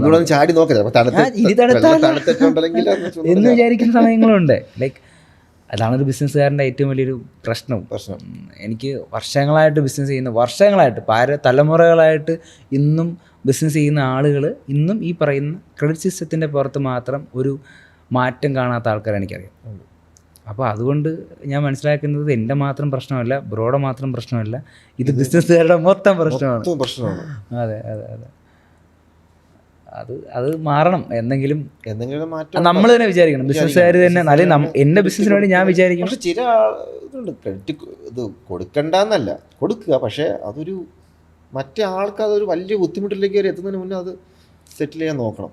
ബ്രോ, നമ്മളെ കടയിൽ നിന്ന് സാധനം വാങ്ങിച്ചു കഴിഞ്ഞാൽ പൈസ കൊടുക്കാൻ ഇറങ്ങുന്ന മോശമല്ലേ? ഇപ്പൊ ലുലു ചെന്നിട്ട് നാളെ സമ്മതിക്കുമോ? കടം പറയും. ഇത് കാണുന്ന, ഞാൻ ബിഗിനേഴ്സിനോട് പറഞ്ഞതുപോലെ ഇത് കാണുന്ന കസ്റ്റമേഴ്സിനോടും കൂടെയാണ്. നിങ്ങൾ ഈ പറയുന്ന ഒരു കടയിൽ പോയിട്ട് സാധനം മേടിച്ചിട്ട് പൈസ കൊടുക്കാതെ ഇറങ്ങുമ്പോൾ നിങ്ങൾക്ക് എന്ത് തോന്നും? ലുലു മോളിൽ അതേ പോട്ടെ, ലുലു മോളിൽ ചെന്നിട്ട് നിങ്ങൾ ഇത്ര സാധനം മേടിച്ചു, നിങ്ങൾ പൈസ കൊടുക്കാതെ തിരിച്ചു വരുമോ? ഇല്ല. ഇതുപോലെയുള്ളൂ. നമ്മളും ബിസിനസ് ചെയ്യാതിരിക്കുന്നതാണ്, അവരും ബിസിനസ്സാണ് അവിടെ ചെയ്യുന്നത്. അവർക്ക് പൈസ കൊടുക്കാൻ നിങ്ങൾ കാണിക്കുന്ന അതേ മനോഭാവം നമ്മളോടും കാണിച്ചാൽ മതി. നമ്മളും ജീവിക്കാൻ വേണ്ടി തന്നെയാണ് ബിസിനസ് ചെയ്യുന്നത്, അല്ലേ? അതെ. അതിപ്പം ബ്രോയ്ക്കും ഇത് എന്നെക്കാട്ടിലും ബുദ്ധിമുട്ട് ബ്രോ അനുഭവിക്കുന്നുണ്ടെന്ന് കാണാൻ പറ്റും. ബ്രോയ്ക്ക് അത്രയ്ക്കും ഫ്രസ്ട്രേറ്റഡ് ആണ്. പിന്നെ ആ ഒരു കാര്യത്തിൽ മാത്രമേ ഉള്ളൂ. വേറെ ഞാൻ നോക്കുന്നുണ്ട്, വേറെ എന്തെങ്കിലും ഒരു സൈഡും കൂടെ നമ്മൾ കണ്ടുപിടിച്ച് വെക്കണം. അല്ല ബ്രോ, അല്ല ഞാനിപ്പോൾ ചെയ്യുന്ന ഒരു കാര്യം ഇതാണ്. സിംപ്ലി നമ്മൾ അഡ്വാൻസ് മേടിച്ച് തുടങ്ങി. അഡ്വാൻസ് മേടിച്ചിട്ട് വർക്ക് ചെയ്യാൻ പറ്റുള്ളൂ. ഇപ്പം ഞാൻ ഫേസ് ചെയ്യുന്ന ഏറ്റവും വലിയ ബുദ്ധിമുട്ട് ഞാൻ പറയാം. ഞാൻ ഇവൻ്റ് ഇൻഡസ്ട്രിയിലാണ്. അപ്പോൾ എനിക്ക് ഈ പറയുന്ന ഇവൻ്റ് ഇൻഡസ്ട്രിയിലെ പേയ്മെൻറ്റ് ഇച്ചിരി ഡിലേ ആയാലും എനിക്ക് മാനേജ് ചെയ്യാനായിട്ട് ഞാൻ എൻ്റെ സുഹൃത്തുക്കളെ പോലെ അല്ലെങ്കിൽ സഹോദരങ്ങളെ പോലെ കാണുന്ന നല്ല വെൻഡേഴ്സ് എനിക്കുണ്ട്. അപ്പോൾ അവരോട് ഞാൻ ഈ ബുദ്ധിമുട്ട് പറഞ്ഞു കഴിഞ്ഞാൽ ഓക്കെ ഫൈൻ, അല്ലെങ്കിൽ എന്നെ ട്രസ്റ്റ് ചെയ്യുന്നുണ്ട്. എൻ്റെ ക്ലയൻറ്റ് എനിക്ക് പേയ്മെൻറ്റ് തന്നില്ലെങ്കിലും ഞാൻ ഇവർക്ക് പേയ്മെൻറ്റ് കൊടുക്കും. അപ്പോൾ അവരെന്നെ ട്രസ്റ്റ് ചെയ്യുന്നുണ്ട്. അപ്പോൾ അതുകൊണ്ട് ഞാനൊരു കുറച്ച് നേരം ഡിലേ പറഞ്ഞു കഴിഞ്ഞാൽ അവർ ഓക്കെയാണ്. പക്ഷേ ഞാൻ HR ചെയ്യുന്നുണ്ടെന്ന് പറഞ്ഞില്ലേ, ഞാനൊരു ടെമ്പററി മാൻ പവറാണ് ചെയ്യുന്നത്. അതൊരു ഫ്ലെക്സിബിൾ മാൻ പവർ സൊല്യൂഷനാണ്. ഇതിൽ വർക്ക് ചെയ്യുന്നവരൊക്കെ പാർട്ട് ടൈമായിട്ട് ഞാൻ എങ്ങനെ തുടങ്ങിയോ അതുപോലെ ഇൻഡസ്ട്രിയിൽ വർക്ക് ചെയ്തുകൊണ്ടിരിക്കുന്ന കുറേ മാൻ പവേഴ്സാണ്. ഇവരൊക്കെ ആ സമയങ്ങളിലെ ആവശ്യങ്ങൾക്ക് വേണ്ടി ജോലി ചെയ്യുന്നവരാണ്. ഇത് ട്രിവാൻഡ്രത്തെ ഒരു പർട്ടിക്കുലർ ലൊക്കേഷനിലെ കാര്യം മാത്രമല്ല ഞാനീ പറയുന്നത്. ട്രിവാൻഡ്രം മുതൽ സൗത്ത് ഇന്ത്യയിലെ മുഴുവൻ കഥയാണ് ഞാനീ പറയുന്നത്. അപ്പോൾ നമ്മൾക്ക് വേണ്ടി വർക്ക് ചെയ്യുന്ന വലിയൊരു ടീം തന്നെയുണ്ട്. പക്ഷേ നമ്മൾ എപ്പോഴും തോറ്റുപോകുന്നത് അവിടെയാണ്. കാരണം ഈ ക്ലയൻറ്റ് നമുക്ക് പൈസ തരാതിരിക്കുകയും ഈ കാണുന്ന ഇതിൽ കൂടുതൽ ഒരു 90% പേരും പഠിക്കുന്ന സ്റ്റുഡൻസാണ്. ഇവർ എന്തെങ്കിലും ആവശ്യങ്ങൾക്കായിരിക്കും അന്ന് ജോലിക്ക് വരുന്നത്. കാരണം അവരുടെ ആ സമയങ്ങളിലുള്ള എന്തെങ്കിലും ആവശ്യങ്ങൾ വാട്ടവർ, അത് ഞാൻ അറിയേണ്ട ആവശ്യമില്ല. നമ്മൾ അനുഭവിച്ച കുറേ കാര്യങ്ങൾ ഇതിന് വേണ്ടിയിട്ടാണ് അവർ വരുന്നത്. അപ്പോൾ ആ സമയത്ത് എനിക്ക് അവരെ സാറ്റിസ്ഫൈ ചെയ്യാൻ പറ്റാറില്ല. കാരണം അവർ പണിയെടുത്ത കാശ് ഞാൻ എന്നാലും കൊടുക്കാതിരിക്കുന്നില്ല കേട്ടോ. ഞാനങ്ങനെ പണിയെടുത്തിട്ട് ഒരുത്തിനും കാശ് കൊടുക്കാതിരുന്നിട്ടില്ല, ഞാൻ കൊടുക്കും. പക്ഷേ ഡിലേ വരുന്നതിനൊറ്റ കാര്യം എന്ന് പറഞ്ഞാൽ എനിക്കിവിടെ റോളപ്പ് ചെയ്യാനുള്ള കാശ് കിട്ടാതെ വരുമ്പോൾ മാത്രമാണ് എന്തെങ്കിലും ഡിലേ വരുന്നത്. അല്ലെങ്കിൽ എൻ്റെ കയ്യിലുണ്ടെങ്കിൽ സ്പോട്ടിൽ പേ ചെയ്യും. കാരണം അവരനുഭവിക്കുന്ന സിറ്റുവേഷൻ എനിക്കറിയാൻ പറ്റും. പക്ഷേ അതേസമയം അവർ ചിന്തിക്കേണ്ടത് ഇതാണ്. നമ്മുടെ മാൻ പവർ ആണെങ്കിൽ ചിന്തിക്കേണ്ടത് പലരും ഇന്ന് ലക്ഷ്യങ്ങൾ തരാനുണ്ട്. നിങ്ങൾക്ക് കിട്ടിയ നിങ്ങൾ ചെയ്ത പല ആക്ടിവിറ്റികളുടെയും പേരിൽ ലക്ഷ്യങ്ങൾ തരാതെ പോയ ഒരുപാട് ക്ലയൻറ്റ്സ് നമുക്കുണ്ട്. പക്ഷേ ഇതൊക്കെ നമ്മൾ വർക്ക് ചെയ്ത ഓരോരുത്തരും പെയ്ഡാണ്. കാരണം അത് നമുക്ക് കിട്ടേണ്ട, അല്ലെങ്കിൽ എനിക്ക് കിട്ടേണ്ട, എൻ്റെ ടീമിന് കിട്ടേണ്ട കാശാണ് അവർക്ക് ഞാൻ കൊടുത്തത്. പറ്റിച്ചവന്മാർ പറ്റിച്ചിട്ട് പോയി. പക്ഷേ ഞാനത് ഇവരോട് പറഞ്ഞ് ഞാൻ കള്ളനാവും. എനിക്കത് വേണ്ട. കാരണം അങ്ങനെ അവരെ പ്രാർത്ഥനയ്ക്കേണ്ട ആവശ്യമില്ല. മറ്റവും പോട്ടെ. ഇത് അങ്ങനെ ഞാൻ കുറേ കാര്യങ്ങൾ ചെയ്യുന്നത് കൊണ്ടാണ് എൻ്റെ കൂടെ വളരെ സ്ട്രോങ് ആയിട്ട് എൻ്റെ ടീം കൂടെ നിൽക്കുന്നത്. നമ്മുടെ കൂടെ മാൻ പവർ അത്രയും സ്ട്രോങ് ആയിട്ട് നിൽക്കുന്നത്. അപ്പോൾ അതുകൊണ്ട് ഞാൻ ആ കാര്യത്തിൽ ഹാപ്പിയാണ്. കാരണം പിന്നെ നമ്മുടെ ഈവൻറ്റ് മാനേജ്മെൻറ്റിൽ ആൾക്കാർക്ക് ഈ ആൾക്കാർക്ക് ഇവൻറ്റ് മാനേജ്മെൻറ്റ് അറിയാത്ത കുറച്ച് കാര്യങ്ങളുണ്ടാവുമല്ലോ. ഞാൻ തുടക്കത്തിൽ പറഞ്ഞില്ലേ, ഒരു ഇവൻറ്റ് മാനേജറിനെ പറ്റിയിട്ട് ആൾക്കാർക്കുള്ള തെറ്റിദ്ധാരണയാണ്.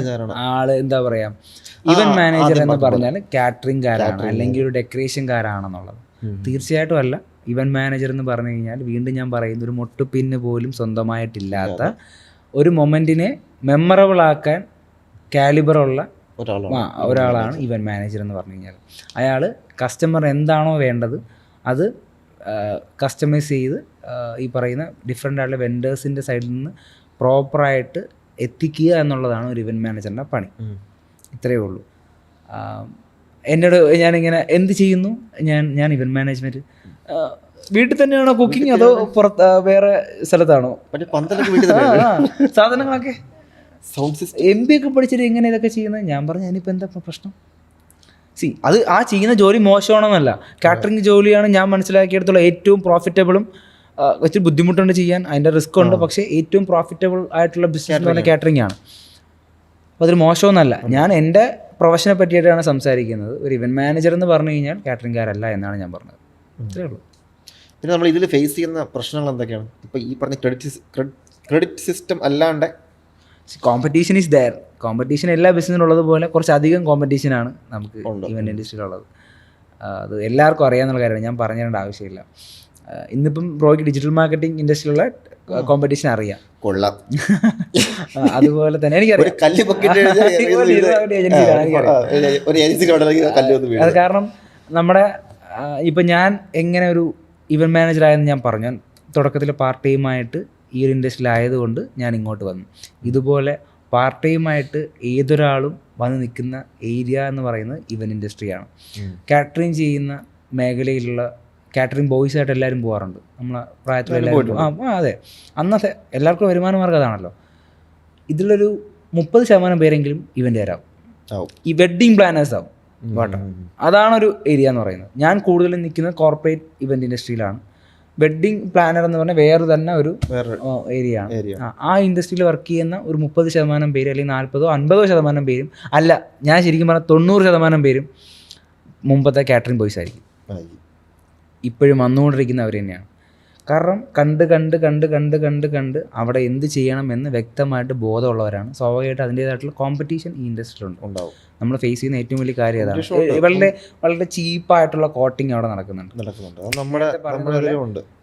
ഒരു ഇവൻറ്റ് മാനേജറിൻ്റെ എക്സിക്യൂഷനും ഒരു ഡെക്കറേഷൻകാരൻ്റെ എക്സിക്യൂഷനും തമ്മിൽ വ്യത്യാസമുണ്ട്.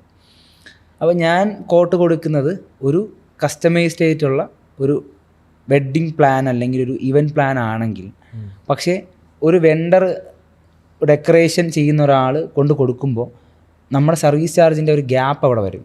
പക്ഷേ കസ്റ്റമർ മനസ്സിലാക്കേണ്ട ഒരു കാര്യം എന്ന് പറഞ്ഞു കഴിഞ്ഞാൽ, ഡെക്കറേഷൻകാരൻ വന്ന് ചെയ്യുന്ന ഒരു സിസ്റ്റമാറ്റിക്കായിട്ട് വർക്ക് ചെയ്യുന്ന ഒരു ഇവൻറ്റ് ടീം ചെയ്യുന്നത് തമ്മിൽ വലിയ വ്യത്യാസം ഉണ്ടാവും. കാരണം അവിടെ ലിമിറ്റേഷൻ ഉണ്ട്. ആ ഒരു ഡെക്കറേഷൻകാരൻ അവിടെ ലിമിറ്റേഷൻ ഉണ്ട്. നമ്മളെ സംബന്ധിച്ചിടത്തോളം നമുക്ക് ഈ ഇതുപോലെയുള്ള 10-20 ഡെക്കറേഷൻ വെൻഡേഴ്സ് ഉണ്ട് നമ്മുടെ കയ്യിൽ. അപ്പം ക്ലയൻറ്റിന് വേണ്ടത് പ്രോപ്പറായിട്ട് എത്തിക്കാൻ നമുക്ക് പറ്റും. അപ്പോൾ ആ ഒരു ചീപ്പ് കോട്ടിങ് എല്ലാ ഇൻഡസ്ട്രി ഉള്ളതുപോലെ ഇവിടെയുണ്ട്. പലപ്പോഴും പല റേറ്റുകളും കണ്ട് ഞാൻ ഞെട്ടിത്തിട്ട് ഇതൊക്കെ എങ്ങനെ. ഞാൻ ഈ അടുത്ത ഞെട്ടിയായിരുന്നു. നമ്മുടെ സ്റ്റുഡിയോ ഞാൻ ഈ ഫ്ലോർ മറ്റേ നമ്മൾ റെൻ്റലിന് കൊടുക്കുന്നുണ്ട്.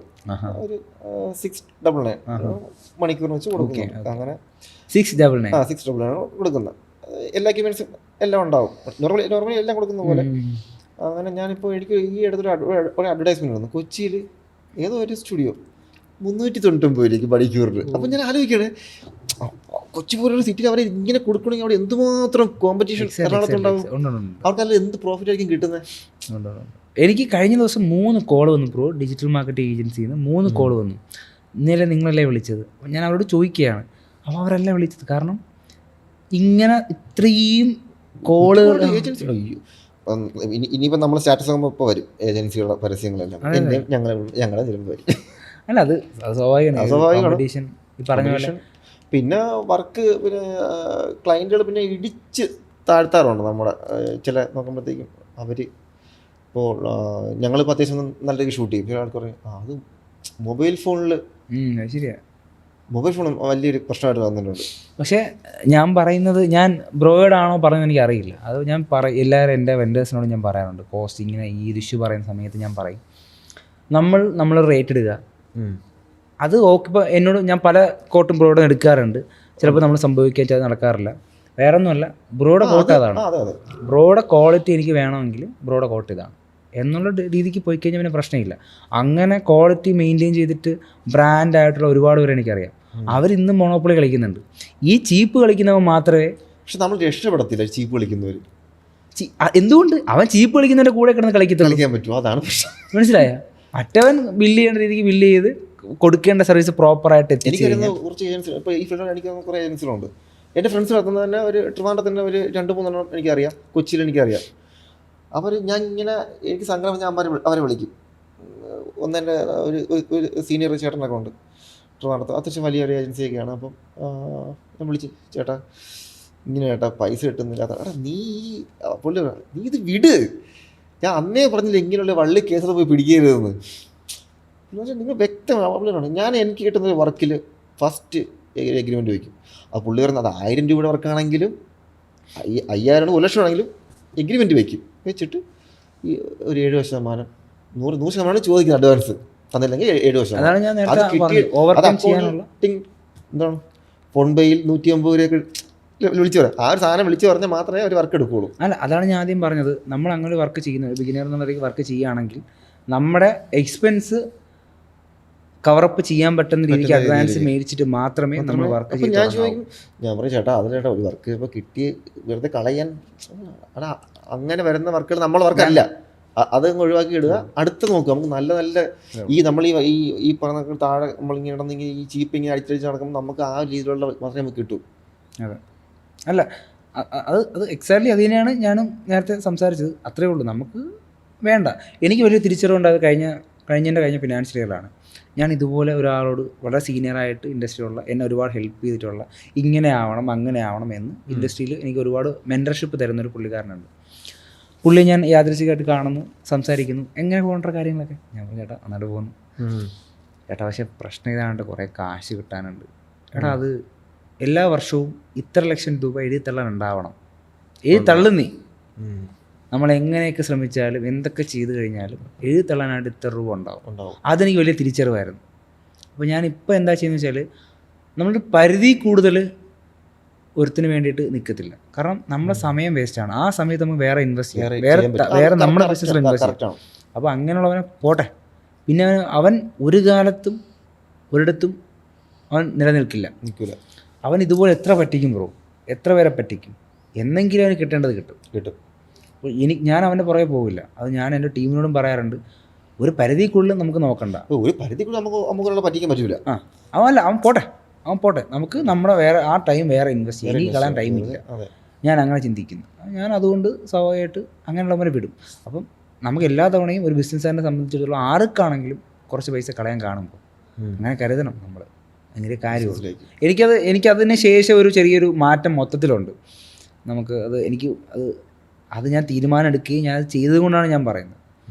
അത് ബിസിനസ്സിൽ വേണം. ഞാൻ മനസ്സിലാക്കിയെടുത്തോളം ഒരു കിട്ടാക്കടവും നമുക്ക് കുറേ പാഠങ്ങളാണ്. ഇപ്പോൾ നമ്മൾ ബിഗിനിങ് സ്റ്റേജിലാണ്. നമ്മൾ ഇങ്ങനെ കുറേ കാര്യങ്ങൾ കിട്ടുന്നത് നമ്മളെ സംബന്ധിച്ച പുതിയ പാഠങ്ങളാണ്. അതെ, എക്സാക്ട്ലി. നമുക്ക് ട്യൂഷൻ സെന്ററിൽ നമുക്ക് കിട്ടാത്ത സാധനങ്ങളാണ്. അതെ, പഠിച്ചാലേ നമ്മൾ എന്തും ചെയ്യാൻ പറ്റുള്ളൂ, അല്ലാതെ ഒന്നും ചെയ്യാൻ പറ്റില്ല. പഠിച്ച് ഇനിയും നമ്മൾ അറിയാത്ത ഒരുപാട് കാര്യങ്ങളുണ്ട്. അതുകൊണ്ട് നമുക്ക് കൂടുതലൊന്നും പറഞ്ഞാൽ അറിഞ്ഞുകൂടാ. ഒരു ദിവസം നമ്മൾ പറഞ്ഞു തരും. അപ്പോൾ ഈ ഇവൻറ്റ് മാനേജ്മെൻറ്റ് ഫീൽഡ് എന്ന് പറയുമ്പോഴത്തേക്കും നമുക്ക് ഈ ഉറക്കമില്ലായ്മ, അതുപോലെ തന്നെ ടെൻഷൻ, അങ്ങനെ കുറേ സംഭവങ്ങളുണ്ട്. അപ്പോൾ അതൊക്കെ എങ്ങനെയാണ് മാനേജ് ചെയ്യുന്നത്? ഒരു ബിസിനസ്സിനെ സംബന്ധിച്ചിടത്തോളം സ്വാഭാവികമായിട്ടുള്ള ബുദ്ധിമുട്ടുകളുണ്ട്. നമ്മൾ കേട്ടിട്ടില്ലേ, കഷ്ടപ്പെട്ട് ചെയ്യുന്നത് ഇഷ്ടപ്പെടുകയാണെങ്കിൽ അതാണ് നമ്മുടെ പാഷനെന്ന്. എന്നെ സംബന്ധിച്ചിടത്തോളം ഇതാണ് എൻ്റെ പാഷൻ. നമ്മൾ ആ പാഷനിൽ ഇപ്പോൾ കംപ്ലീറ്റ് ആയിട്ട് ആ പാഷനിൽ എത്തി നിൽക്കുകയാണ്. അതെ.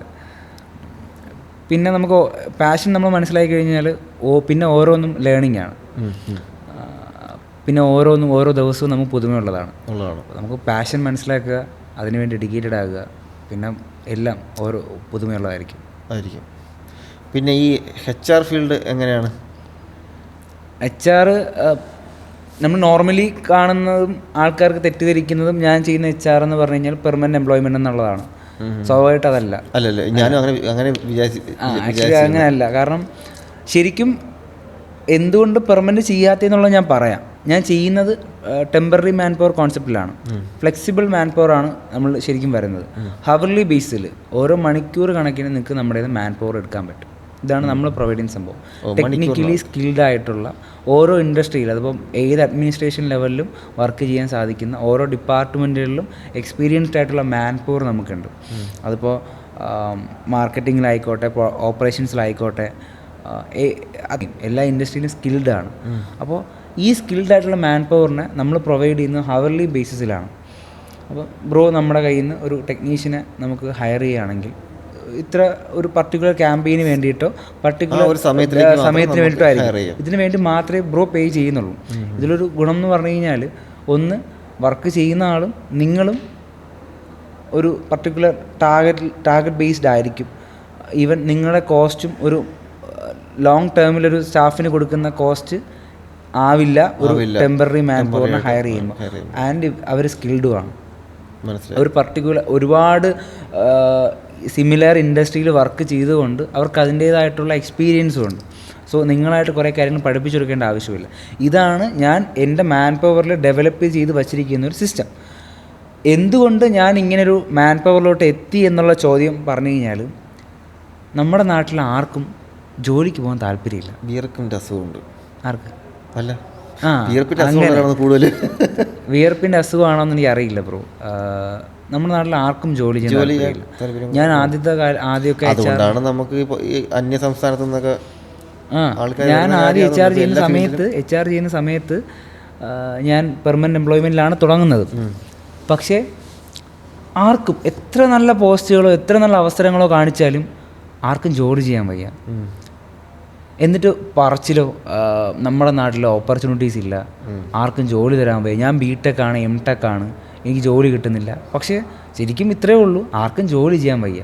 എല്ലാവരും സ്വന്തം ആരുടെയെങ്കിലും ഹോബി ചോദിച്ചു കഴിഞ്ഞാൽ പറയും എനിക്ക് ട്രാവലിംഗ് ആണ് ഹോബി, സിനിമ കാണുന്നതാണ് ഹോബി. ഒരു ഹോബിയില്ല. സ്വന്തം റൂമിനകത്ത് കട്ടിൽ കയറി കിടന്ന് ഉറങ്ങുക എന്നുള്ളതല്ലാതെ വേറെ ഒന്നും ആൾക്കാർക്ക് ഇന്ന് ഹോബിയില്ല. ട്രസ്റ്റ് മീ ബ്രോ, എൻ്റെ ഏജിലുള്ള എല്ലാവർക്കും റീല് അതാണ് സ്വൈപ്പ് ചെയ്ത് ഒരു സ്ക്രോളിങ്.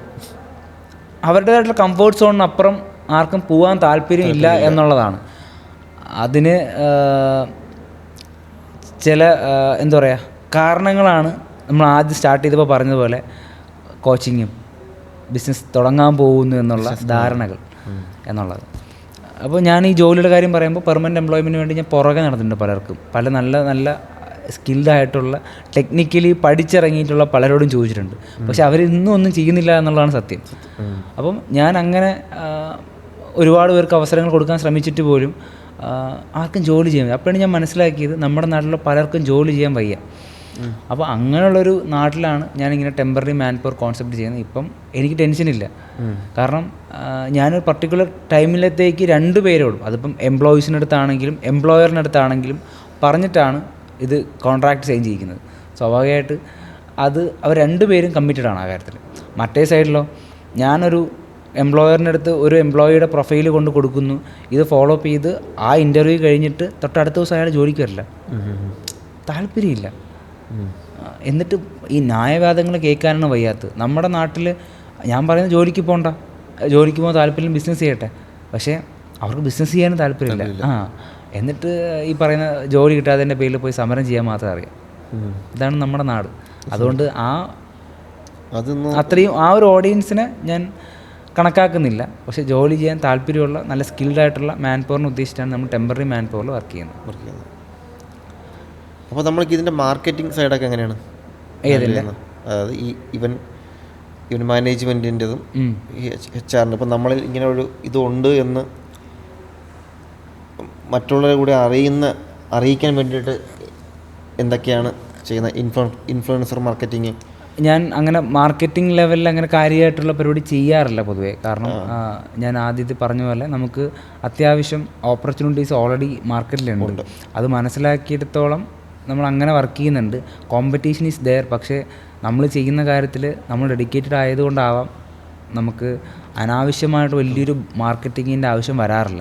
പക്ഷേ ടെക്നോളജി ഒരുപാട് വളരുന്നുണ്ട്, നമ്മൾ അതിനൊപ്പം പോകണം.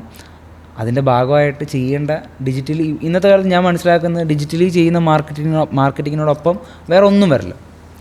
ഗ്രൗണ്ട് ലെവൽ അഡ്വർടൈസ്മെൻറ്റ് ചെയ്യുന്ന ഒരാളാണ് ഞാൻ 17-ാമത്തെ വയസ്സിൽ ഒരു ഈ പറയുന്ന ഗ്രൗണ്ട് ലെവൽ അഡ്വർടൈസ്മെൻറ്റ്സിൽ കാര്യമായിട്ട് വർക്ക് ചെയ്തുകൊണ്ടിരുന്ന ആളാണ് ഞാൻ തന്നെ പറയുന്നു, ഡിജിറ്റൽ മീഡിയയിൽ കിട്ടുന്ന ഒരു വിസിബിലിറ്റി വേറെ ഒരിടത്തും കിട്ടത്തില്ല. അപ്പം അത്തരത്തിലോട്ട് നമുക്ക് മാറണം. നമ്മൾ അതിൻ്റേതായിട്ടുള്ള പ്ലാനിങ്ങുകളിലാണ്, അതിൻ്റെ ഭാഗമായിട്ടാണ് ഞാനിവിടെ ഇരിക്കുന്നത് പോലും. അപ്പം ഞാൻ മനസ്സിലാക്കിയെടുത്തോളം ഡിജിറ്റലി നമുക്ക് കുറേ കാര്യങ്ങൾ ചെയ്യാനുണ്ട്, അതിൻ്റെ പ്ലാനിങ്ങിലാണ് മൊത്തത്തിൽ. അതിപ്പം ഞാൻ ചെയ്യുന്ന എല്ലാ ഇൻഡസ്ട്രികളിലും ഒരു ഡിജിറ്റൽ വിസിബിലിറ്റി കൊണ്ടുവരണം. അതിപ്പം ഞാനെന്നല്ല, ഏതൊരു ബിസിനസ്സുകാരും മനസ്സിലാക്കേണ്ടത് അത് തന്നെയാണ്. ഇപ്പോൾ അതുണ്ടെങ്കിൽ മാത്രമേ നമുക്കൊരു എക്സാക്ട്ലി മുന്നോട്ട് കൊണ്ടുപോകാൻ പറ്റും. ഡിജിറ്റൽ മീഡിയയിൽ കൂടെ കിട്ടുന്ന നമുക്ക് ഒരുപാട് കാര്യങ്ങൾ പറയാൻ പറ്റും. നമ്മുടെ ഓഡിയൻസ് അത്രയും വലുതാണ്. ഇപ്പോൾ ഞാൻ ഈ പറയുന്ന ഒരു 10,000 പേര് താമസിക്കുന്ന ഒരു ജംഗ്ഷനിൽ ഒരു ഹോർഡിങ്ങിൽ കൊണ്ട് ഡെപ്പോസിറ്റ് ചെയ്യുന്നതും അതേസമയം ഞാൻ അതേ 10,000 രൂപ സുക്കർബർഗിന് കൊണ്ട് കൊടുക്കുന്നത് തമ്മിൽ വ്യത്യാസമുണ്ട്. പക്ഷേ ഇത് പല ക്ലയൻസിനും പറഞ്ഞ് മനസ്സിലാക്കാൻ തന്നെ ബുദ്ധിമുട്ടാണ്. പക്ഷെ അവർക്കിന്ന് ഹോർഡിങ് മതി. എന്നെ സംബന്ധിച്ചിടത്തോളം പൈസയാണ്, ഞാൻ 2 വാങ്ങും. മനസ്സിലായോ? ഞാൻ മാർക്കറ്റിംഗ് കൂടെ ചെയ്യുന്ന ഒരാളായതുകൊണ്ട് ഞാൻ പറയുകയാണ്, എൻ്റെ ക്ലയൻറ്റിനോട് ആദ്യം ഞാൻ പറയുന്നത് ഇത്രയേ ഉള്ളൂ, നിങ്ങൾ ചെയ്യുകയാണെങ്കിൽ നിങ്ങൾ ഡിജിറ്റൽ മാർക്കറ്റിംഗ് ചെയ്യുക. അതിലാണ് നിങ്ങളുടെ ബിസിനസ്സിൻ്റെ വളർച്ച കിടക്കുന്നത്. നിങ്ങൾക്ക് തീരുമാനിക്കാം, ഈ പറയുന്ന ഗ്രൗണ്ട് ലെവലിലായിട്ടുള്ള ഒരുപാട് കാര്യങ്ങൾ നമുക്ക് ചെയ്യാം. പക്ഷേ നിങ്ങൾ അതേ ചെയ്യുന്ന കാര്യം ഡിജിറ്റലി ചെയ്ത് കഴിഞ്ഞാൽ, ആ മുടക്കുന്ന പൈസ ഡിജിറ്റലി ചിലവായി കഴിഞ്ഞാൽ നിങ്ങൾക്ക് കിട്ടുന്ന ഓപ്പർച്യൂണിറ്റി ചെറുതല്ല, അല്ലെങ്കിൽ നിങ്ങൾക്ക് കിട്ടാൻ പോകുന്ന വിസിബിലിറ്റി ചെറുതല്ല. കാരണം അത്രയും വലിയൊരു സിസ്റ്റം നമ്മളെ സുക്രണ്ണൻ റെഡിയാക്കി വെച്ചിട്ടുണ്ട്. അത് മതി. ഈസിയാണ്, പണ്ടത്തെ പോലെ അല്ലല്ലോ ഇപ്പൊ. നമുക്ക് വളരെ ഈസിയാണ്. എക്സാക്ട്ലി. ഫോൺ നമുക്ക് എങ്ങും പോകണ്ട, നമ്മൾ ഒരിടത്ത് ഇരുന്നാൽ മതി. ഞാൻ ഇന്ന് മുടി വെട്ടണമെന്ന് വിചാരിച്ചു കഴിഞ്ഞാൽ എൻ്റെ മുന്നിൽ പിന്നെ മുടി വെട്ടുന്ന റീൽ മാത്രമേ വരുള്ളൂ. ഇത് നമ്മുടെ ലോകം ഇങ്ങനെ വളർന്നുകൊണ്ടിരിക്കുകയാണ്. അപ്പോൾ അത് നമ്മൾ മാക്സിമം മുമ്പൊക്കെ നമ്മൾ ക്ലയൻസിനെ തേടി ഇങ്ങനെ പോകണം. പക്ഷെ ഇപ്പം നമ്മളെ തേടി നമ്മളിപ്പോൾ തന്നെ നമ്മളൊരാളെ പറ്റി അന്വേഷിക്കാനായിട്ട് ഇപ്പോൾ ഇൻസ്റ്റാഗ്രാമിൽ തുറന്നാണ് നോക്കുന്നത്. ഇതുപോലെ ഇത് ബിസിനസ്സിൽ ഇത് തന്നെ ഉള്ളൂ. നമ്മളെന്ത് ചെയ്യുന്നു, അല്ലെങ്കിൽ നമ്മളെന്ത് ചെയ്യുന്നില്ല, നമ്മുടെ ക്വാളിറ്റി നിശ്ചയിക്കുന്നത് പോലും ഈ പറയുന്ന മീഡിയയുടെ വിസിബിലിറ്റി തന്നെയാണ്. അപ്പം നമ്മൾ അതിൽ കുറച്ച് ആക്റ്റീവ് ആവുക എന്നുള്ളതാണ്. അതുപോലെ തന്നെ കുറച്ച് ആൾക്കാരുണ്ട്, അവർക്കാണെങ്കിൽ ബിസിനസ് ചെയ്യാൻ ഭയങ്കര ആഗ്രഹമാണ്. പക്ഷേ അവരിപ്പോൾ നിലവിലിപ്പോൾ ഒരു ജോലി ചെയ്തുകൊണ്ടിരിക്കുമായിരിക്കും, ഒരു സാലറിയുടെ ആയിരിക്കും. അപ്പം അവർക്ക് ബിസിനസ്സിലേക്ക് വന്നു കഴിഞ്ഞാൽ ഈ ജോലി നഷ്ടപ്പെടും, അല്ലെങ്കിൽ കിട്ടിക്കൊണ്ടിരിക്കുന്ന വരുമാനം നഷ്ടപ്പെടും. ഇനി ബിസിനസ് എങ്ങാനും സക്സസ് ആയില്ലെങ്കിൽ അത് നഷ്ടപ്പെടും, ഇത് നഷ്ടപ്പെടും, മൊത്തത്തിൽ അങ്ങനെ പേടിച്ച് നിൽക്കുന്ന കുറച്ച് ആൾക്കാരുണ്ട് ബിസിനസ്സിലേക്ക് വരാനായിട്ട്. അപ്പം അവരടുത്ത് നമുക്ക് എന്താണ് പറയാനുള്ളത്? ഞാൻ അതാണ് നേരത്തെ പറഞ്ഞത്. അവർക്ക് എന്തെങ്കിലും ആഗ്രഹമുണ്ടെങ്കിൽ ശരിക്കും ഞാൻ ആദ്യം പറഞ്ഞ് അവർ ആ ജോലി നടത്തണം. അവരെന്നിട്ട് അവർ ആഗ്രഹിച്ച പോലെ ബിസിനസ് തുടങ്ങണം. നമ്മൾ തുടങ്ങിക്കഴിഞ്ഞാൽ മാത്രമേ നമുക്ക് നമ്മുടെ ലക്ഷ്യത്തിലെത്താൻ പറ്റുള്ളൂ. അവർ പേടിച്ചതുപോലെ ഒരു ബിസിനസ്സുകാരും തുടക്കത്തിലെ ഒരുപാട് സെയിൽസോ ഒരുപാട് ക്ലയൻസിനെ കൊണ്ട് തുടങ്ങിയവരല്ല. തുടങ്ങിക്കഴിഞ്ഞാൽ മാത്രമേ അവർക്ക് ഈ ബിസിനസ് കിട്ടത്തുള്ളൂ. ഇന്ന് IT കമ്പനികളിൽ ഒരുപാട് വർക്ക് ചെയ്യുന്ന ബിടെക്കുകാരും എംടെക്കുകാരും വിചാരിച്ചു കഴിഞ്ഞാൽ നമ്മുടെ നാട് ഒരുപാട് മാറ്റം കൊണ്ടുവരാൻ പറ്റും. ഇന്ന് അമേരിക്കയിലെ ടെസ്ലയും ആമസോണും പോലെയൊക്കെ നമ്മുടെ രാജ്യത്തിന് വേണ്ടി ഒരുപാട് ബ്രാൻഡുകൾ സൃഷ്ടിക്കാൻ പറ്റും. അതിനുവേണ്ടി അവരിറങ്ങണം. അവരവിടെ ആഗ്രഹിച്ചിട്ട് മാത്രം കാര്യമില്ല. ഇവർ ഇവിടെ ഇരുന്നിട്ട് അമേരിക്കക്കാർക്ക് ആപ്പ് ഡെവലപ്പ് ചെയ്യുന്നവരായിരിക്കും. അതെ. അപ്പോൾ അവർ ഇറങ്ങി നമ്മുടെ നാടിന് വേണ്ടി പണിയെടുത്ത് അവരിലൊരു മാറ്റം കൊണ്ടുവന്നു കഴിഞ്ഞാൽ സ്വാഭാവികമായിട്ട് നമ്മുടെ സമൂഹത്തിന് ഒരുപാട് മാറ്റം കൊണ്ടുവരാൻ പറ്റും. അതിന് ഇറങ്ങി പണിയെടുക്കുക എന്നുള്ളതാണ്. 3 ദിവസം കൊണ്ട് തീരുന്ന ശമ്പളത്തിന് വേണ്ടിയിട്ട് 30 ദിവസം പണിയെടുക്കണോ വേണ്ടതെന്ന് അവർക്ക് തീരുമാനിക്കാം. അതൊരു തീരുമാനമാണ് പ്രധാനം. തീരുമാനിക്കുന്നിടത്താണ് നമ്മൾ വിജയിക്കുന്നത്. അപ്പോൾ നമ്മളങ്ങ് ഇറങ്ങണം. അതെ, തീർച്ചയായിട്ടും. ഇറങ്ങുന്നിടത്താണ് ഒരു സ്റ്റെപ്പ് എടുത്ത് വെച്ചാൽ മാത്രമേ നമുക്ക്. തീർച്ചയായിട്ടും. നമ്മൾ എന്നും പേടിച്ചുകൊണ്ടിരിക്കുകയുള്ളൂ. നമ്മൾ പേടിച്ചാൽ ഒരിക്കലും ബിസിനസ്സിൽ മുന്നോട്ട് പോകാൻ പറ്റില്ല. പിന്നെ വയ്ക്കുന്ന ഓരോ കാര്യം പേടിച്ചുകൊണ്ടായിരിക്കും. നമ്മൾ പേടിക്കാതെ നമ്മളൊരു ആത്മവിശ്വാസത്തോടെ ഓരോ കാര്യങ്ങളും ചെയ്തു കഴിഞ്ഞാൽ നമ്മൾ പ്രതീക്ഷയോടെ ചെയ്യുക. ഞാൻ എൻ്റെ ബിസിനസ് സ്റ്റാർട്ട് ചെയ്ത ഒരു സൈക്കിൾ വിറ്റിട്ടാണ്. എൻ്റെ സൈക്കിൾ വിറ്റിട്ടാണ് 20,000 രൂപയ്ക്ക് സൈക്കിൾ ഞാൻ വാങ്ങിച്ചു. ഞാൻ ആ സൈക്കിൾ ഒരു 2-3 ആഴ്ച കൊണ്ട് ഞാൻ ഒരു 15,000 രൂപയ്ക്ക് വിറ്റു. അതിൽ ഞാൻ തുടങ്ങിയതാണ്, അല്ലാണ്ട് എനിക്ക് വേറെ ഒന്നുമില്ല. അതിൽ തുടങ്ങിയതാണ് എല്ലാം. അതെ ബ്രോ, ഇന്ന് ഹാപ്പി അല്ലേ? ഹാപ്പിയാണ്. അത് വെച്ച് നോക്കുമ്പോൾ ഹാപ്പിയാണ്. എൻ്റെ ഫ്രണ്ട്സിന് 1-2 പേരൊക്കെ അറിയാം. അന്ന് ഞാൻ ഒരു നിക്കറൊക്കെ സൈക്കിളിലൊക്കെ ഞാൻ പോയിക്കൊണ്ടിരിക്കും. അല്ല, നമ്മളിപ്പോൾ സംസാരിച്ച പോലെ ഒരുപാട് പേര് ഇതുപോലെ ആഗ്രഹങ്ങൾ ഉള്ളിൽ വെച്ചിട്ട് അനുഭവിക്കുന്നവരാണ്. ലൈക്ക് ഒരുപാട് സ്ഥാപനങ്ങളെ പ്രഷർ അനുഭവിക്കുന്നവരാണ്. അത് അവർ തന്നെ മനസ്സിലാക്കണം. നമ്മളെന്നും വെറുതെ പറഞ്ഞിട്ടോ കേട്ടോ അവർ തന്നെ ആ ബുദ്ധിമുട്ട് മനസ്സിലാക്കി ബ്രാൻഡ് ബിൽഡ് ചെയ്ത് നമ്മൾ അതിൽ നമ്മുടേതായ ഒരു ഇതിൽ നിൽക്കും. അഡപ്പിൻ്റെ ഫൗണ്ടർ എന്ന നിലയ്ക്ക് നന്ദു ബ്രോയ്ക്ക് കിട്ടുന്ന ഒരു ഫീല്, അത് അഡപ്പിനെ പറ്റി 4 പേര് സംസാരിക്കും, ബ്രോയ്ക്ക് കിട്ടുന്നൊരു ഫീല് ചെറുതല്ല. അതുപോലെ നമ്മളൊരു ബ്രാൻഡ് ഡെവലപ്പ് ചെയ്തിട്ട് നമുക്ക് കിട്ടുന്ന അതിനെപ്പറ്റി 4 പേര് സംസാരിക്കുമ്പോൾ നമുക്ക് കിട്ടുന്നൊരു ഫീല് ചെറുതല്ല. ലൈക്ക് ഞാനൊരു എക്സാമ്പിൾ പറയാം. ഞാൻ MBAയുടെ വൈവയ്ക്ക് ക്യൂ നിൽക്കുകയാണ്. അപ്പോൾ എല്ലാവരും വൈവയ്ക്ക് വന്നത് വേറെ വേറെ കമ്പനികളിൽ നിന്നുള്ള എക്സ്പീരിയൻസും കൊണ്ടാണ്. അപ്പോൾ എന്നോട് യാദൃച്ഛയോടെ കുട്ടി ചോദിച്ചു, എവിടെ നിന്ന് എക്സ്പീരിയൻസ്? ഞാൻ പറഞ്ഞു ഫ്രം യൂണിസൺ എന്ന് പറഞ്ഞു. യൂണിസണാ, എനിക്കറിയാം. അവർക്ക് അറിയാൻ ഒരു വഴിയില്ല, ലൈക്ക് എൻ്റെ കമ്പനിയാണ്, മേ ബി അവർക്ക് അറിയായിരിക്കും. അവർക്ക് അറിയാമെന്ന് പറഞ്ഞപ്പോഴും അവിടെ ബാക്കിയുള്ള കമ്പനിയിൽ നിന്നുള്ള എക്സ്പീരിയൻസ് കൊണ്ട് വന്നപ്പോഴും ഞാൻ എൻ്റെ കമ്പനിയുടെ എക്സ്പീരിയൻസോടെ നിന്നപ്പോഴും എന്നിലൊരു അഭിമാനം ഉണ്ടായിരുന്നു. കാരണം ഞാനായിട്ട് വളർത്തിയ കമ്പനിയിൽ അവരെ പറ്റി നാലുപേർ സംസാരിക്കുമ്പോൾ സ്വാഭാവികമായിട്ട് എനിക്കുണ്ടാകുന്നൊരു പ്രൗഡ് ചെറുതല്ല. അപ്പോൾ അതുപോലെ തന്നെ നമ്മൾ ഒരു ബ്രാൻഡിനെ വളർത്തുക എന്നുള്ളത് അതിനെ നമ്മൾ ബേബിയെ വളർത്തുന്ന പോലെയാണ്. അതിനെ വളർച്ച നമുക്ക് ഒരുപാട് അനുഭവിക്കാൻ പറ്റും, നമ്മൾ ഒരുപാട് സ്നേഹിക്കും ബ്രാൻഡിനെ. അത് നമ്മളിപ്പോൾ മാനുഫാക്ചറർ ആണെങ്കിൽ പോലും എനിക്ക് കുറച്ച് ബിസിനസ്സുകളുണ്ട്. ഓക്കെ. ഇതുപോലെ കുറച്ച് സോപ്പ്, അതുപോലെ നമ്മുടെ ഈ സെൻറ്റഡ് ജാർ ക്യാൻഡിൽസ്, അങ്ങനെ കുറേ ഐറ്റംസ് ഉണ്ട്. അപ്പോൾ അത് എവിടെയെങ്കിലും ഇരിക്കുന്നത് കാണുമ്പം അത് ഭയങ്കര ഹാപ്പിനെസ് ആണ്. ഒരു ഷോപ്പിലോ അല്ലെങ്കിൽ വേറെ നമ്മുടെ കസ്റ്റമേഴ്സ് അവിടെ സ്റ്റാറ്റസ് ഒക്കെ വെക്കുമ്പോഴത്തേക്കും അത് കാണുമ്പോൾ ഭയങ്കര ഒരു രസമാണ്.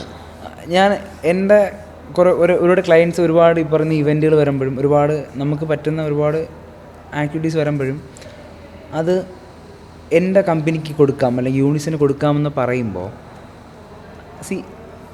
നമുക്ക് കിട്ടാത്ത എന്തൊരു ഫീല്, കാരണം അവർ നമുക്ക് കൊടുക്കാമെന്ന് പറയുമ്പോൾ എനിക്ക് കിട്ടുന്നൊരു ഫീല് അവർ ട്രസ്റ്റ് ചെയ്യാണ് എന്നെ, എൻ്റെ ബ്രാൻഡിനെ. അപ്പോൾ ആ ട്രസ്റ്റിലെത്തിക്കുക എന്നുള്ളതായിരുന്നു എൻ്റെ ഇനിഷ്യൽ ഹാർഡ് വർക്ക്. അപ്പോൾ അവിടെ എത്തുമ്പോൾ നമുക്ക് കിട്ടുന്നൊരു സാറ്റിസ്ഫാക്ഷൻ ചെറുതല്ല. കുന്നോളം ആഗ്രഹിച്ചാൽ കുന്നിക്കുരുവോളം കിട്ടുള്ളൂ എന്നൊക്കെ പറയുന്ന പോലെ ശരിക്കും പറഞ്ഞാൽ കുന്നോളം ആഗ്രഹിച്ചാൽ ചിലപ്പോൾ കുന്ന് തന്നെ കിട്ടും. പക്ഷേ അതിനുവേണ്ടി പണിയെടുക്കുക എന്നുള്ളതാണ്. എൻ്റെ ജീവിതത്തിൽ തന്നെ ഞാൻ ആഗ്രഹിച്ച 1-2 കാര്യങ്ങൾക്ക് വേണ്ടി ഈ ഇടയ്ക്ക് തന്നെ ഞാൻ കുറേ കാര്യങ്ങൾ പ്ലാൻ ചെയ്യുമ്പോൾ അതുവഴി ഓരോ കാരണങ്ങൾ ഒരു തലത്തിൽ നമ്മൾ പ്രതീക്ഷിക്കാത്ത കാര്യങ്ങളാണ് സംഭവിച്ചുകൊണ്ടിരിക്കുന്നത്. ഒരുപക്ഷെ ഞാൻ അത് ആഗ്രഹിച്ചില്ലായിരുന്നുവെങ്കിൽ എനിക്കിതൊന്നും കിട്ടില്ല, എനിക്ക് അങ്ങനെ കുറേ പേരെ പരിചയപ്പെടാൻ പറ്റില്ല. അങ്ങനെ ഞാൻ ചിന്തിക്കാറുണ്ട്. അങ്ങനെ ലക്ഷ്യം ഉണ്ടായിരുന്നതുകൊണ്ട് മാത്രം എനിക്ക് കുറേ പേര് അങ്ങനെ പരിചയപ്പെടാൻ പറ്റിയിട്ടുണ്ട്. അതിൻ്റെ ബിസിനസ്സിനെ പറ്റിയിട്ടല്ല ഞാൻ പറയുന്നത്, വേറെ കുറച്ച് കാര്യങ്ങളെ പറ്റി ഞാൻ പറയുന്നത്. അപ്പോൾ ഇതാണ് നമ്മുടെ ബിസിനസ്സിൽ സംഭവിക്കുന്നത്. അപ്പോൾ ഞാനൊരു ബിസിനസ് ചെയ്യാൻ തുടങ്ങുകയാണെങ്കിൽ അത് തുടങ്ങാൻ വേണ്ടി റെഡിയായി കഴിഞ്ഞാൽ പിന്നെ കൂടെ ചെയ്യേണ്ടതൊക്കെ നമ്മൾ ചെയ്തോളും, ഓട്ടോമാറ്റിക്കലി സംഭവിച്ചോളും. ഇത്രയേ ഉള്ളൂ. അപ്പോൾ ഇത്രയും നേരം നമ്മൾ ഒരുപാട് ടൈം അല്ലേ, സമയം പോകണമെന്ന് അറിയത്തില്ല, സംസാരിച്ച് ഇങ്ങനെ പോകും. ഒരുപാട് നേരമായില്ലേ? ഒരുപാട് നേരമായി. ഞാൻ സമയം ഇങ്ങനെ പോകുന്നുണ്ട്. ഞാൻ പറഞ്ഞ വാച്ചിൽ ഇടയ്ക്ക് നോക്കിയപ്പോഴാണ് എനിക്ക് മനസ്സിലായ സമയം എത്രയായി നമ്മൾ ഇവിടെ ഇരുന്നിട്ട്. ഓക്കെ. ഇതൊക്കെ ഇത് അറിയാൻ ആഗ്രഹിക്കുന്ന കുറേ ആൾക്കാരുണ്ടാവും. ഇപ്പം ലോറിലേക്ക് ഇത് എത്തണമെന്നില്ല, പക്ഷേ എന്തെങ്കിലും ഇത് ഒരാൾ കേൾക്കുമ്പോൾ നമ്മൾ പറയുന്ന കാര്യങ്ങളെല്ലാം നമ്മൾ ഫേസ് ചെയ്ത കാര്യങ്ങളാണ്. നമ്മൾ കഴിഞ്ഞിട്ടൊന്നും പറഞ്ഞതല്ല. ഇതിപ്പോൾ ഇപ്പം നമ്മളെപ്പോലെ ചെയ്യുന്ന ഇപ്പോൾ അനന്തുവിനെ പോലെ അരുണിനെ പോലെയുള്ള വേറെ 2 ആൾക്കാർ ഇരുന്ന് അവർക്ക് 100% അവർക്ക് സിങ്ക് ആവും, അവർക്ക് ഇത് ചെയ്യാൻ അറിയാൻ പറ്റും. ഇത് ചെയ്യുന്നവർക്കേ ഇപ്പം നമ്മളിപ്പം അനുഭവിച്ചവരാണ്, അല്ലെങ്കിൽ ചെയ്യാൻ പോകുന്ന ആൾക്കാർ ചിലപ്പോൾ കാണുന്നുണ്ടാവും. അവരത് കാണുമ്പോഴേ മനസ്സിലാവത്തുള്ളൂ ഇങ്ങനെയുള്ള കുറച്ച് കാര്യങ്ങളുണ്ട്. എക്സാക്ട്ലി. ചിലപ്പോൾ അത് അവർക്ക് ഒരു ഹെൽപ്പാവും. അതെ, എക്സാക്ട്ലി. അപ്പോൾ ഇവിടെ പോഡ്കാസ്റ്റ് വന്നതിൽ താങ്ക്സ്. അപ്പോൾ നമുക്ക് ഇനി അടുത്തൊരു കാണാം. ഓക്കെ. Thank you.